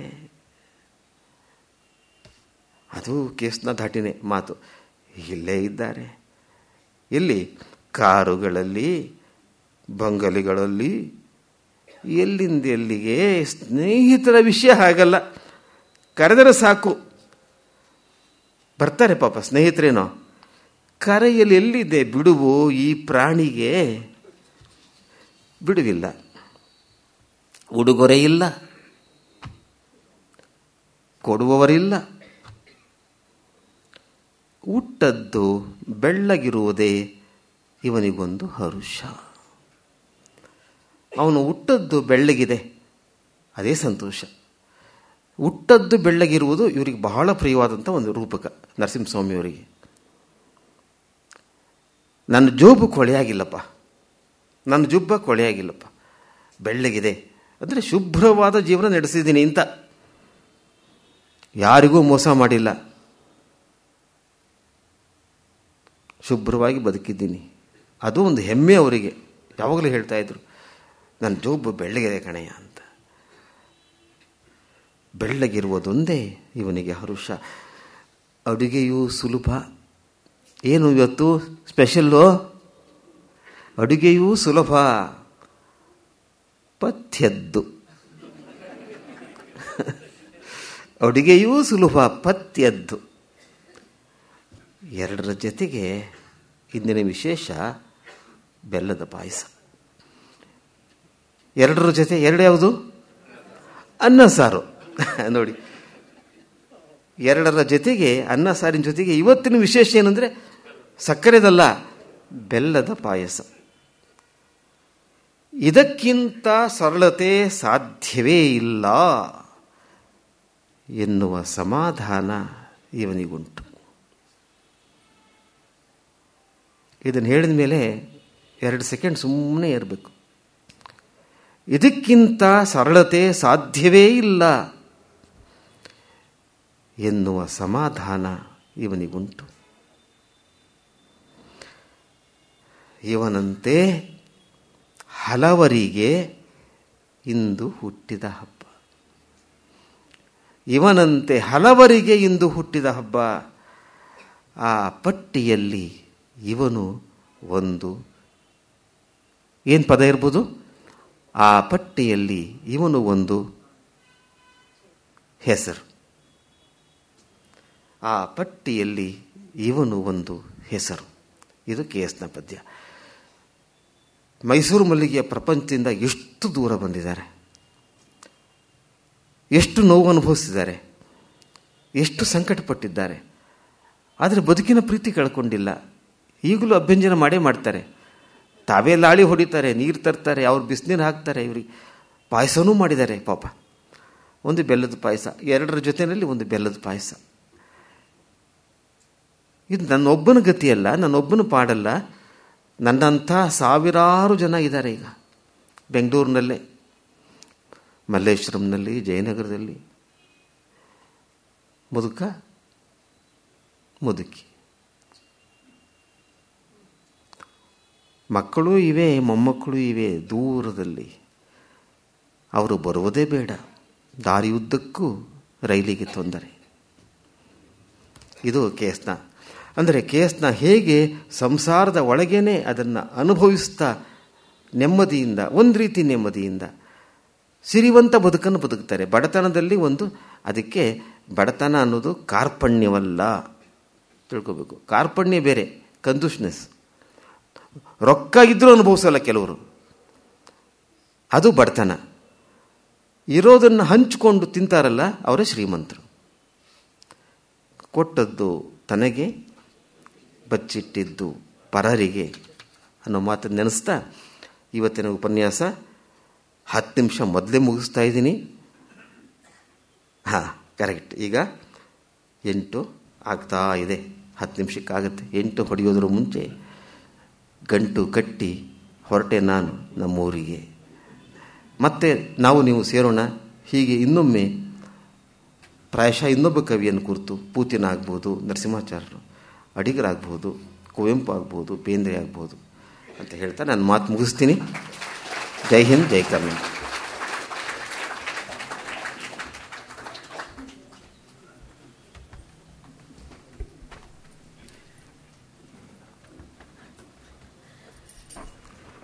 ಮೈಸೂರು ಮಲ್ಲಿಗೆ ಬಿಡುಗಡೆ ಆಗಿ 75 ವರ್ಷ ಅಂತ ಕಾರ್ಯಕ್ರಮದ ಮೊದಲಲ್ಲಿ ನಾಪಿಸಿದೆ. ಈ 75 ವರ್ಷದಲ್ಲಿ ನಮ್ಮ ತಾತನಿಗೆ ಅನೇಕ ಬಿರುದು, ಮಲ್ಲಿಗೆ ಕವಿ, ದಾಂಪತ್ಯ ಕವಿ, ಒಲವಿನ ಕವಿ, ಪ್ರೇಮ ಕವಿ. ಆದರೆ ಇವತ್ತು HSV ಅವರು ಹೊಸ ಬಿರುದು, ಇದು ನಾನು ಕೇಳೇ ಇಲ್ಲ, ಬಹುಶಃ ನೀವು ಕೇಳಿಲ್ಲ ಅನ್ಸುತ್ತೆ, ಮನೆಯ ಕವಿ. ಮತ್ತೆ ಇನ್ನೊಂದು ಅದ್ರ ಜೊತೆಗೆ ಮನೆಯ ಕವಿ. ಎರಡು ಬೇರೆ, ಮನೆಯ ಕವಿ, ಮನೆಯ ಕವಿ. ಎಷ್ಟು ಆತ್ಮೀಯರಾಗಿದ್ರು ಕನ್ನಡಿಗರಿಗೆಲ್ಲ ಅಂತ ಈ ಎರಡು ಹೊಸ ಬಿರುದನ್ನು HSV ಅವರು ನಮ್ಮ ತಾತನ ಕೊಟ್ಟು ಸ್ಮರಿಸಿದ್ದಾರೆ. ಮತ್ತು ಅವ್ರು ಹೇಳ್ದಂಗೆ ಅವ್ರ ಕವಿತೆಯಲ್ಲಿ ಮನೆ, ಬಾಗ್ಲು, ಕಿಟಕಿ ಇದ್ರ ಪ್ರಸ್ತಾಪ ಅನೇಕ ಕವಿತೆಗಳಲ್ಲಿ ಬರುತ್ತೆ. ತಾತನ ಹತ್ರ ಕೇಳಕ್ ಸಂಕೋಚ ಆಗಿ ಅಜ್ಜಿ ಹತ್ರ ಕೇಳಿದಾಗ 40 ವರ್ಷ ಹೌಸಿಂಗ್ ಬೋರ್ಡ್ನಲ್ಲಿ ಕೆಲಸ ಮಾಡ್ತಿದ್ರು. ವಿಮರ್ಶಕರೆಲ್ಲ ಅವ್ರ ಕವಿತೆನ 3 ಫೇಸಸ್ನಲ್ಲಿ ನೋಡ್ತಾರೆ. ಮೊದಲನೇ ಫೇಸ್ನಲ್ಲಿ 5 ಕವನ ಸಂಕಲನ, ಮೈಸೂರು ಮಲ್ಲಿಗೆ, ಐರಾವತ, ಅದರಲ್ಲೆಲ್ಲ ಮನೆ, ಗಂಡ, ಹೆಂಡತಿ, ಮಗು ಇಬ್ರು ಮಾಡ್ಕೊಳ್ಳೋ ಕಾಂಪ್ರಮೈಸ್, ಸಂತೋಷ ಅದೆಲ್ಲ. ಎರಡನೇ ಹಂತದಲ್ಲಿ ಶಿಲಾಲತೆ, ಮನೆಯಿಂದ ಮನೆಗೆ, ತೆರೆದ ಬಾಗಿಲುಲಿ, ತಂದೆ ದೇವರು, ತಾಯಿ ಭೂಮಿ, ಮಗ ಮನುಷ್ಯ, ಇದ್ರ 3 ಜನ ಟ್ರಯಾಂಗ್ಯುಲರ್ ಕಾನ್ಫ್ಲಿಕ್ಟ್ ನಡೆಯುತ್ತೆ.